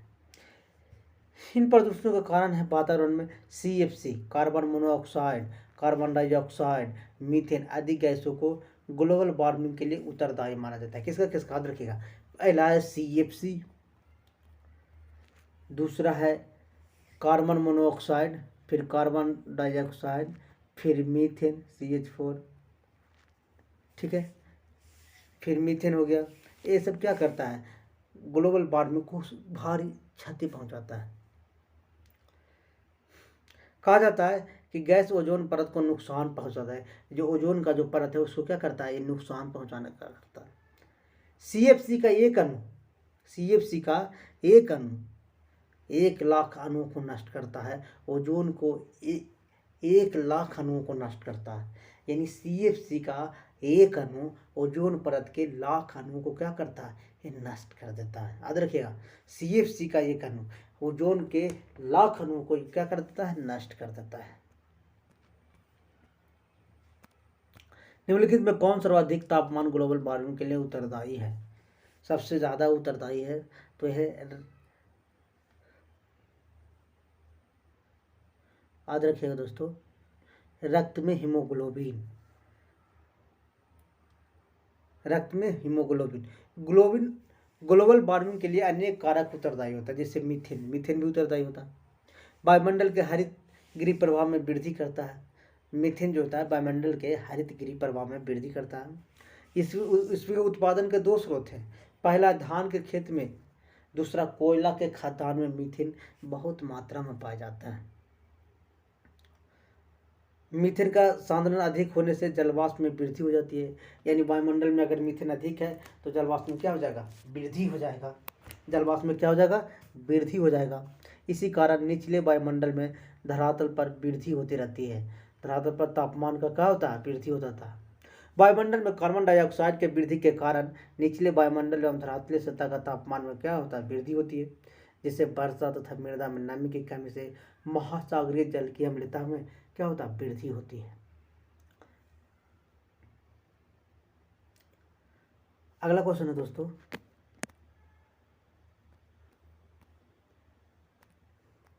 निम्नलिखित में कौन सा अम्ल वर्षा के लिए उत्तरदायी है? तो याद रखिएगा नाइट्रस ऑक्साइड एवं सल्फर है। नाइट्रस ऑक्साइड एवं सल्फर है। नाइट्रस ऑक्साइड एवं सल्फर डाइऑक्साइड अम्लीय वर्षा के लिए उत्तरदायी है। सल्फर डाइऑक्साइड क्या है, अम्लीय वर्षा के लिए उत्तरदायी है। वायुमंडल के में उत्सर्जन sulphur dioxide SO2, sulphur dioxide को SO2 होता है, क्या होता है, SO2, ठीक है, जो गैस में वातावरण की नमी को अवशोषित कर लेता है। यानी वातावरण में नमी है उसको क्या करता है, ये अवशोषित कर लेता है। अवशोषित करके सल्फ्यूरिक अम्ल का बनाता है। क्या बनाता है, सल्फ्यूरिक अम्ल बनाता है, जो अम्ल वर्षा के रूप में पृथ्वी पर गिरता है। जो अम्ल क्या होता है, वर्षा के रूप में पृथ्वी पर गिरता है।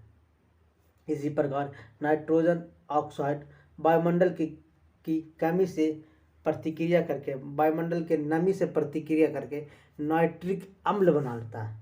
वायुमंडल के नमी से प्रतिक्रिया करके क्या बनता है, नाइट्रिक अम्ल बना लेता है, और वर्षा के साथ साथ में क्या करता है, धरातल पर अम्ल के रूप में ये गिरता है।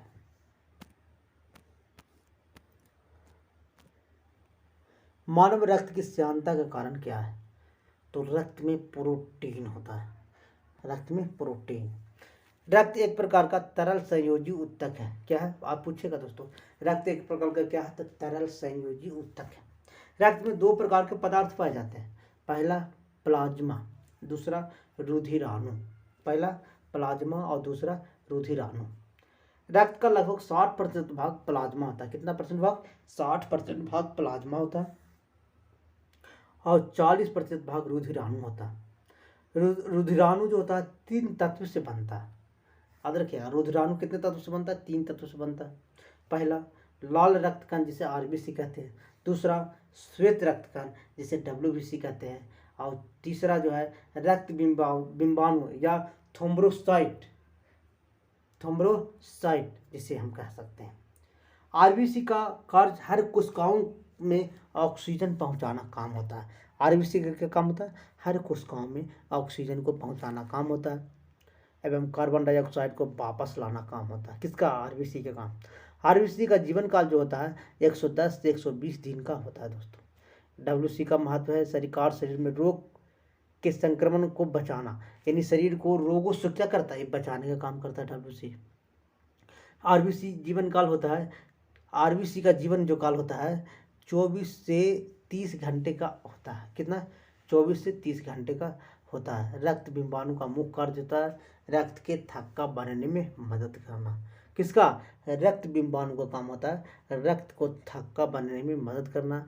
रक्त में अगर थक्का बनाने के लिए फाइब्रोनोजन अनिवार्य प्रोटीन है। कौन सा, फाइब्रोनोजन अनिवार्य प्रोटीन है। अब देखिएगा दोस्तों, रक्त बिंबाणु का निर्माण जो होता है अस्थि मज्जा में होता है। कहाँ होता है, अस्थि मज्जा में होता है। निम्नलिखित में कौन सी गैस पीने के पानी को शुद्ध करने के लिए लाया जाता है? तो याद रखिएगा क्लोरीन गैस। कौन सा, क्लोरीन गैस पानी की शुद्ध पानी के पीने में क्या कर देता है, मिलाया जाता है। जल एक यौगिक है दोस्तों। याद रखिएगा जल एक क्या है, यौगिक है। पूछेगा जल क्या ये कहोगे क्या। इसका सूत्र होता है जल का H2O होता है। इसमें हाइड्रोजन और ऑक्सीजन का अनुपात, भार का अनुपात होता है 1:8 होता है। कितना होता है? 1:8 होता है हाइड्रोजन और ऑक्सीजन का भार का अनुपात अदर है। लेकिन आयतन का कहेगा, आयतन का अनुपात कहेगा तो 2 कितना होगा 1 होगा। आयतन का क्या है 2:1 होता है। शुद्ध जल यह उदासीन होता है। अब देखिए शुद्ध जल क्या होता है? उदासीन होता है। इसका pH वैल्यू 7 होता है। शुद्ध जल विद्युत का कुचालक होता है दोस्तों, जबकि अम्लीय जल विद्युत का क्या होता है? सुचालक होता है। शुद्ध जल कुचालक होता है लेकिन अम्लीय जल क्या होता है? सुचालक होता है। जल दो प्रकार के होते हैं, एक होता है मृद जल या दूसरा होता है कठोर जल। जल की कठोरता दूर करने के लिए सोडियम कार्बोनेट को मिलाकर गर्म करने से दूर हो जाता है। जल को कठोरता दूर करने के लिए क्या मिलाया जाता है? सोडियम कार्बोनेट को मिलाकर गर्म करने से क्या हो जाता है? दूर हो जाता है। तथा गैस के रूप में क्लोरीन का प्रयोग किया जाता है। किसका? गैस के रूप में क्लोरीन का प्रयोग किया जाता है। निम्नलिखित में कौन सा एक कृत्रिम परितंत्र है? तालाब। तालाब एक प्रकार का क्या है? कृत्रिम परितंत्र, जो इसका निर्माण कई वर्षों के पश्चात होता है। निम्नलिखित में कौन सा ग्राम पॉजिटिव एवं ग्राम नेगेटिव बैक्टीरिया के अंतर के लिए उत्तरदायी है? ग्राम पॉजिटिव और ग्राम नेगेटिव बैक्टीरिया। तो कोशिका दीवार कौन है? कोशिका दीवार इसका उत्तरदायी है। कोशिका दीवार ग्राम पॉजिटिव एवं ग्राम नेगेटिव बैक्टीरिया के अंतर के लिए उत्तरदायी है। कौन सा रोग कवक के कारण होता है? तो याद रखिए कौन सा रोग कवक का? त्वचा का प्रवाह इसके कारण होता है। निम्नलिखित में कौन सा टमाटर का लाल रंग के लिए उत्तरदायी है? तो याद रखिएगा लाइकोपीन। क्या है? लाइकोपीन टमाटर के लाल रंग के लिए उत्तरदायी है। लाइकोपीन रंगीन एक प्रकार का लवक होता है दोस्तों, प्राय लाल पीले नारंगी के रूप में होते हैं। किसका? लाल पीले नारंगी के रूप में होते हैं। एक पौधे के रंगीन भाग जैसे पुष्प कल का बीज आदि में पाया जाता है। किसमें पाया जाता है? पुष्प कल का बीज आदि में पाया जाता है। बर्नी लवक के अनुदाहरण कौन कौन है? टमाटर में तो लाइकोपीन पाया जाता है, लेकिन गाजर में याद रखिए कैरोटीन पाया जाता है, चुकंदर में विटामिन पाया जाता है। ये सब बार बार पूछे जाते हैं दोस्तों। भारत में जेंडर बजटिंग कब शुरू किया गया था? तो भारत में जेंडर बजटिंग शुरू किया गया था केंद्रीय बजट 2005 और 2006 के आसपास में। कितना? केंद्रीय बजट 2005 और 2006 के आसपास में किया गया था। महिलाओं के खिलाफ भेदभाव को समाप्त करने के लिए या समानता को बढ़ावा देने के लिए 2005-06 में जेंडर उत्तरदायी बजट का शुरुआत किया गया था।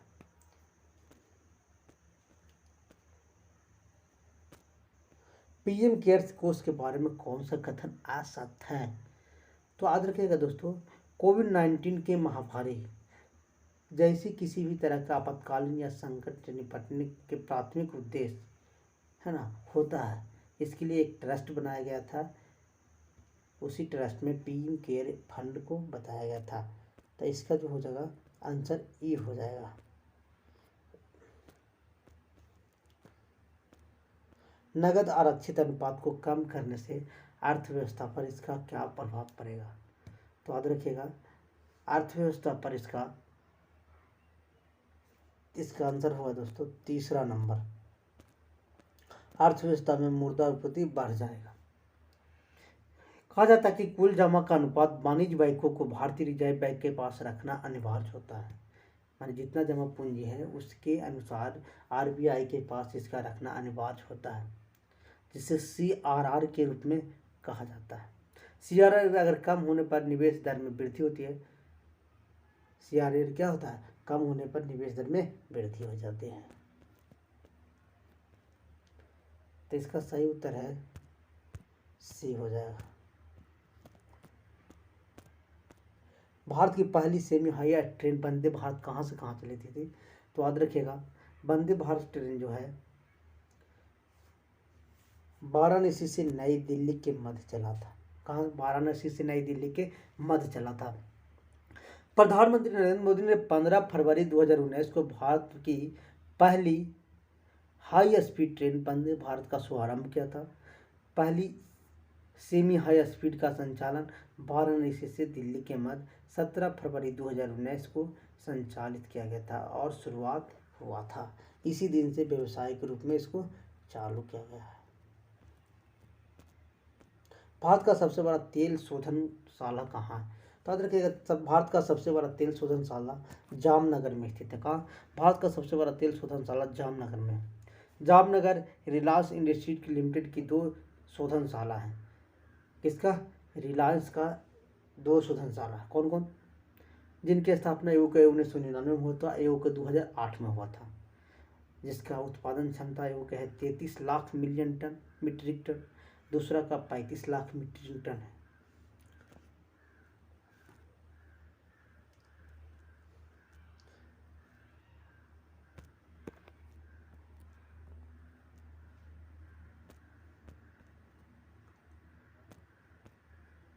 सूची को मिलान कीजिए, नीचे दिए कुल सही उत्तर को मिलान कीजिए।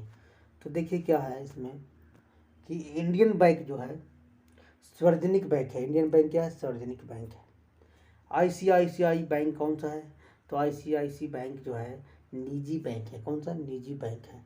लेकिन सिटी बैंक कौन है? विदेशी बैंक है। और शाश्वत बैंक कौन है? सहकारिता बैंक है। तो इसका सही उत्तर हो जाएगा दोस्तों डी नंबर। क्या हो जाएगा? D number. ई बीज संबंधित है। क्या? ई बीज संबंधित है। तो याद रखिएगा, इलेक्ट्रॉनिक वाणिज्य से नहीं, वित्तीय लेन देन एवं एकल द्वार प्लेटफॉर्म से नहीं, विपणन संबंधित पूछताछ हेतु एकल द्वारा प्लेटफॉर्म से नहीं, सरकारी सेवाओं की पहुंच हेतु एकल द्वारा प्लेटफॉर्म से। तो सही है। भारत में आयकर अधिनियम धारा 88 में उपलब्ध आयकर छूट को समाप्त करने की सिफारिश निम्नलिखित में किसने की? निम्नलिखित समिति ने किसने समिति में की? तो याद रखिएगा दोस्तों, आयकर से संबंधित छूट के लिए उन्होंने केलकर समिति का उपबंध किया। कौन समिति का? केलकर समिति का उपबंध किया। कहा जाता है भारतीय आयकर अधिनियम धारा 88 में उपलब्ध छूट समाप्त करने की सिफारिश किया गया था। किस समिति में? केलकर समिति में। किस समिति में? केलकर समिति में। निम्नलिखित में किसमें उद्यमी हेल्पलाइन स्थापित किया है? तो उद्यमी हेल्पलाइन जो स्थापित किया है सूक्ष्म एवं लघु मध्यम के उपकरण है। कौन? सूक्ष्म एवं लघु मध्यम के उपकरणों के लिए। कहा जाता है कि 20 अगस्त 2010 की बात है, प्रधानमंत्री डॉक्टर मनमोहन सिंह ने सूक्ष्म एवं लघु मध्यम उपकरणों के लिए हेल्पलाइन का शुभारंभ किया था। अगर जिसको ज़रूरत है उद्योग लगाने के लिए, पैसे की ज़रूरत है, उस वक्त एक कॉल सेंटर लगाया गया था, जिसका इच्छुक उम्मीदवार वहाँ फ़ोन करके उस सुविधा को लाभ ले सकता था।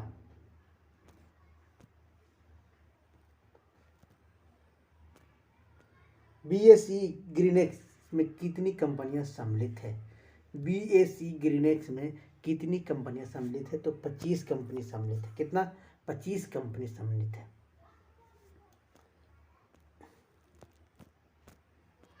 1944 में गांधी योजना के प्रतिपादित किसने किया? 1944 ईस्वी में गांधीवादी योजना का प्रतिपादित किसने किया था? तो याद रखिएगा दोस्तों, ये श्री नारायण अग्रवाल ने किया था। किसने? श्री नारायण अग्रवाल ने, सॉरी दोस्तों, ये किया था कस्तूरी लाल भाई ने। कि कौन किया था? कस्तूरी लाल भाई ने। 20 फरवरी 2014 को भारत सरकार के सूक्ष्म एवं लघु मध्यम उपकरणों को, सॉरी दोस्तों, इसका सही उत्तर 1944 में गांधीवादी योजना से प्रतिपादित किसने किया था?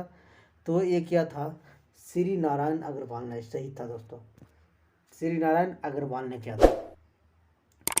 अपनी पुस्तक Gandhian plan for economic development for India 1944 में लिखा था। किसने कब लिखा था? 1944 में लिखा था और इसी को प्रतिपादित किया था। निम्नलिखित में किसने वर्चुअल क्लस्टर वेब पोर्टल प्रारंभ किया है? तो याद रखिएगा, सूक्ष्म एवं लघु माध्यम के उपकरण मंत्रालय ने किया है।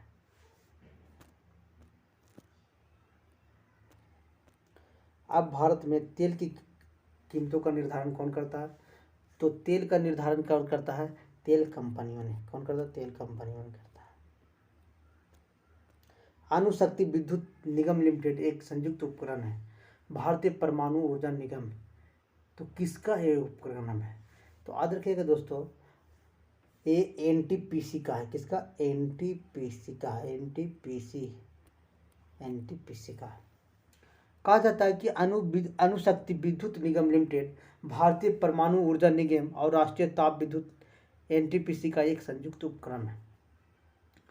इसमें परमाणु ऊर्जा निगम का 51% हिस्सेदारी है और शेष राष्ट्रीय विद्युत निगम हिस्सेदारी है, यानी 49% उसका है।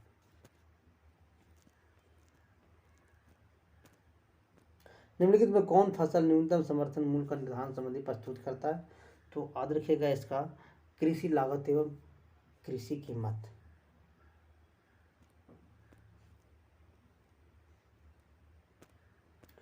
मैथ है दोस्तों, इसको आप देख लीजिएगा। इसका आंसर जो होगा मैं आपको बता देता हूँ। इसका आंसर होगा -1/x। अगला क्वेश्चन है, ये भी हल्का है क्वेश्चन। इससे गुना कर दीजिएगा, अब -2x कर दीजिएगा।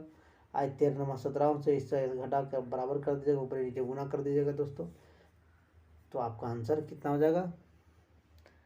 हो जाएगा 21 नंबर। एक कमरा 12 मीटर लंबा, 9 मीटर चौड़ा, 8 मीटर ऊंचा, इसमें रखे जाने अधिकतम लंबाई के बास क्या है? तो इसका कुछ नहीं, सिर्फ कर दीजिएगा √12 के स्क्वायर प्लस 9 के स्क्वायर प्लस 8 के स्क्वायर, खुल के कर दीजिएगा 144 प्लस 81 प्लस 64। ये जोड़ जाड़ के दोस्तों आएगा आपको 289। तो 289 किसका वर्ग है? तो 17 का है, तो 17 मार लीजिएगा। हाँ, ए तथा बी के आयु का अनुपात 6:5 है। उनकी आयु का योग कितना है? 44, यानी जोड़ जाड़ के कितना है? 44। योग कहता है जोड़, तो यानी 44। दोनों के जोड़ेंगे तो कितना होगा? 6 5 11। निकालना किसका है? उनके आयु का अनुपात, यानी दोनों का निकालना है। तो क्या करेंगे? 6 से गुना प्लस 8 करेंगे। 8 वर्ष बात कर रहा है। 11 जो 44, 24 8 32 वर्ष हो गया होगा दोस्तों। फिर यहाँ क्या करेंगे? फिर 44 लिखेंगे, 11। अब निकालना किसका? 5 से प्लस 8 करेंगे, तो 11 से 44, 5 24 8 28 हो गया, यानी 32 और 28 का हुआ। तो कितना? 832 7 28, यानी 832 7 28, 832 7 28, 8 8 पर 7 होगा। एक नगर की जनसंख्या 17,71,561 है। यदि प्रतिवर्ष 10 की दर से वृद्धि हो तो इसकी जनसंख्या 6 वर्ष पहले की खोज रहा है दोस्तों। तो याद रखिएगा 6 वर्ष पहले की खोज रहा है, पूर्व का है। तो याद रखिएगा इसको क्या करना है कि 17,71,561 पूर्व का करा के वर्ष 6 वर्ष, तो पूर्व में क्या करेंगे? 100 ऊपर करेंगे। अब बटा कितना? 10% की वृद्धि कर रहा था, तो 110 करेंगे। केवल कर रहा था 6 वर्ष ना, तो 110, 100 बटा 110, 100 बटा 110, 100 बटा 110, 1 2 3 4 5, 100 बटा 110। इसको काट छाट करिएगा दोस्तों। तो काट छाट के बाद आपको जो आंसर आएगा वो आएगा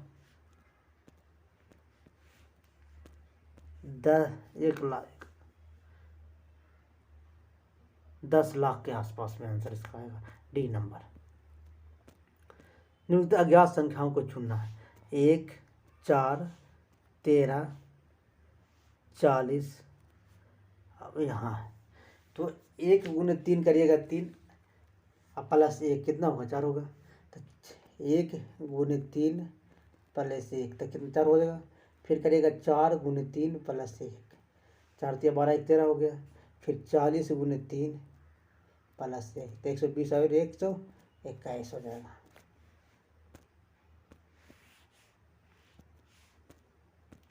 तीन 4 5 6 का अर्थ है क्रमशः 0 4 10 18 है, तो 7 का अर्थ क्या होगा? तो आदर के जोड़ो।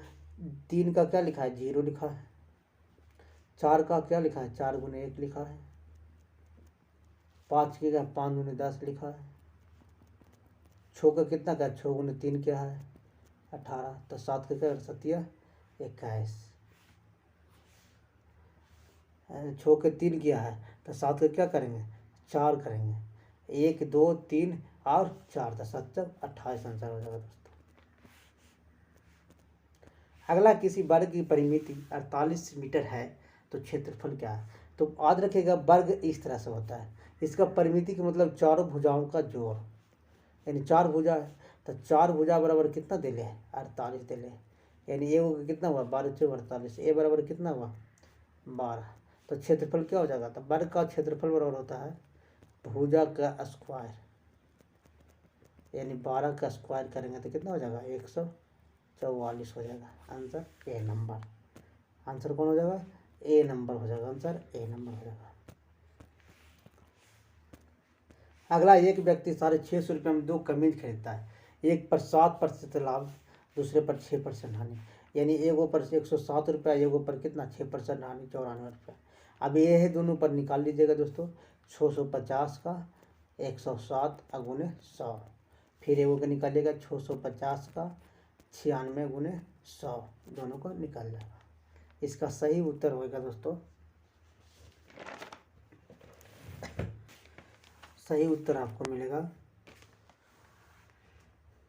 300 350 आसपास, कितना 300 350। एक माली 17,956 पेड़ इस प्रकार लगाता है कि पेड़ों की उतनी ही पंक्तियां जितने एक पंक्ति में पेड़ों की संख्या क्या है। तो इसको कुछ नहीं करना, इसको क्या करना, एक प्रकार सीधे सीधे वर्गमूल निकाल लेना। 17,956 का क्या, 17,956 का वर्गमूल निकालना।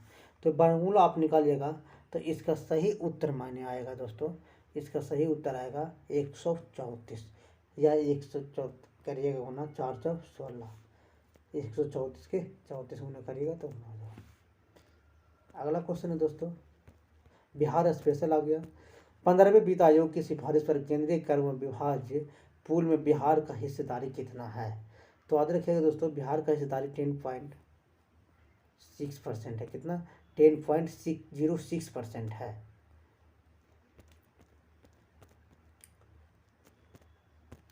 उन्नीस सौ 4 में देवघर गोल्डन लिंक स्थापना ब्रिटिश का बहिष्कार और स्वदेशी आंदोलन की प्रगति के लिए की गई थी।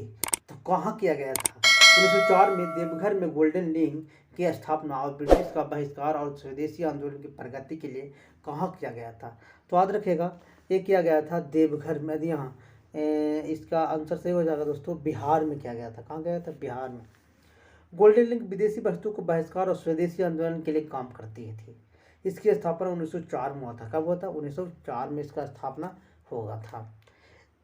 देवघर उस समय, हाँ सॉरी दोस्तों, देवघर में किया गया था, लेकिन देवघर 1904 में बिहार का ही प्रांत था। कहाँ था, बिहार का ही प्रांत था। ठीक है, अगला क्वेश्चन है, सन 1872 में बिहार हेराल्ड का स्थापना किसने किया था, यानी शुरुआत किसने किया था बिहार हेराल्ड का। तो याद रखिएगा, बिहार हेराल्ड का गुरु प्रसाद सेन के द्वारा किया गया था। किसके द्वारा, बाबू गुरु प्रसाद सेन के द्वारा किया गया था इसकी स्थापना। अगला क्वेश्चन है दोस्तों, वीडियो को बने रहेगा, लास्ट तक देखिएगा। छऊ बिहार का अतिरिक्त राज्य का भी लोक नृत्य है। छऊ बिहार के अतिरिक्त इस राज्य का लोक, माने छऊ जो है बिहार के साथ साथ किस राज्य का लोक नृत्य है। तो छऊ जो है दोस्तों, झारखंड, उड़ीसा, पश्चिम बंगाल में प्रचलित है। क्या, झारखंड, उड़ीसा और पश्चिम बंगाल प्रचलित है। इसमें आपको पश्चिम बंगाल ऑप्शन हो जाएगा, आंसर हो जाएगा, कौन हो जाएगा, पश्चिम बंगाल। डॉक्टर राजेंद्र प्रसाद कितने वर्षों तक भारत के राष्ट्रपति रहे। तो डॉक्टर राजेंद्र प्रसाद भारत के राष्ट्रपति रहे थे दोस्तों 12 वर्षों तक। कितने वर्षों तक, 12 वर्षों तक रहे थे। 26 जनवरी 1950 को संविधान लागू होने के साथ संविधान सभा के अध्यक्ष होने के नाते डॉक्टर राजेंद्र प्रसाद को पहले राष्ट्रपति के रूप में इस तिथि को चुना गया, जो 13 मई 1962 तक के कुल 12 वर्षों तक राष्ट्रपति रहे। कितने तक, 12 वर्षों तक राष्ट्रपति रहे।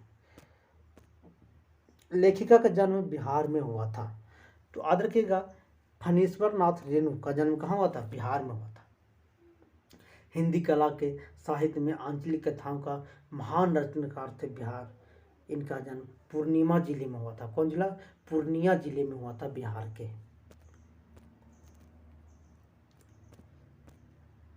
इसका प्रति वर्ष जनसंख्या घनत्व सर्वाधिक है, तो याद रखिएगा बिहार का प्रति वर्ष जनसंख्या अधिक है। 1106 व्यक्ति प्रति वर्ष जनसंख्या इसका है।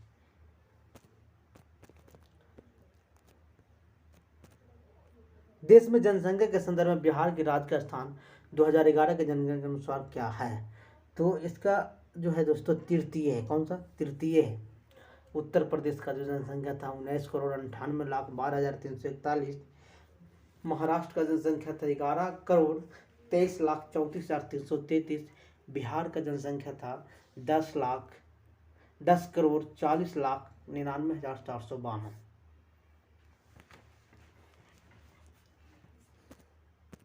अगला क्वेश्चन है दोस्तों, बिहार के किस जिले में साक्षरता दर सबसे अधिक है? तो बिहार के किस जिले में साक्षरता दर सबसे अधिक है? तो याद रखिएगा रोहतास में। क्या? यहाँ देखिए रोहतास में 75+59% है। कहाँ? रोहतास में।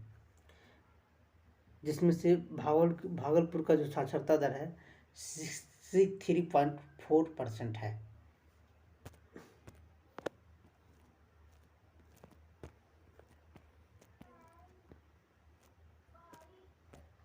कपिलांशु धातु उद्योग स्थापना कहाँ हुई थी? कपिलांश धातु उद्योग का स्थापना कहाँ हुआ था? तो इसका स्थापना हुआ था दोस्तों बक्सर जिला का राजपुर में। कहाँ? बक्सर जिला के राजपुर में। कपिलांश धातु उद्योग का स्थापना बक्सर जिला के राजपुर में हुआ था। जो पाइप अग्रणी कंपनी जिसका मुख्यालय नागपुर महाराष्ट्र में, यह कंपनी बक्सर जिले के राजपुर में अपनी इकाई को काम कर रहा है। थाबे का तीर्थ स्थल किस जिले में स्थित है? थाबे ते गोपालगंज में। कहाँ? गोपालगंज में स्थित है। बिहार में आजाद दस्ता सक्रिय रहा। तो बिहार में आजाद दस्ता जो सक्रिय रहा भारत छोड़ो आंदोलन 1947 के आसपास।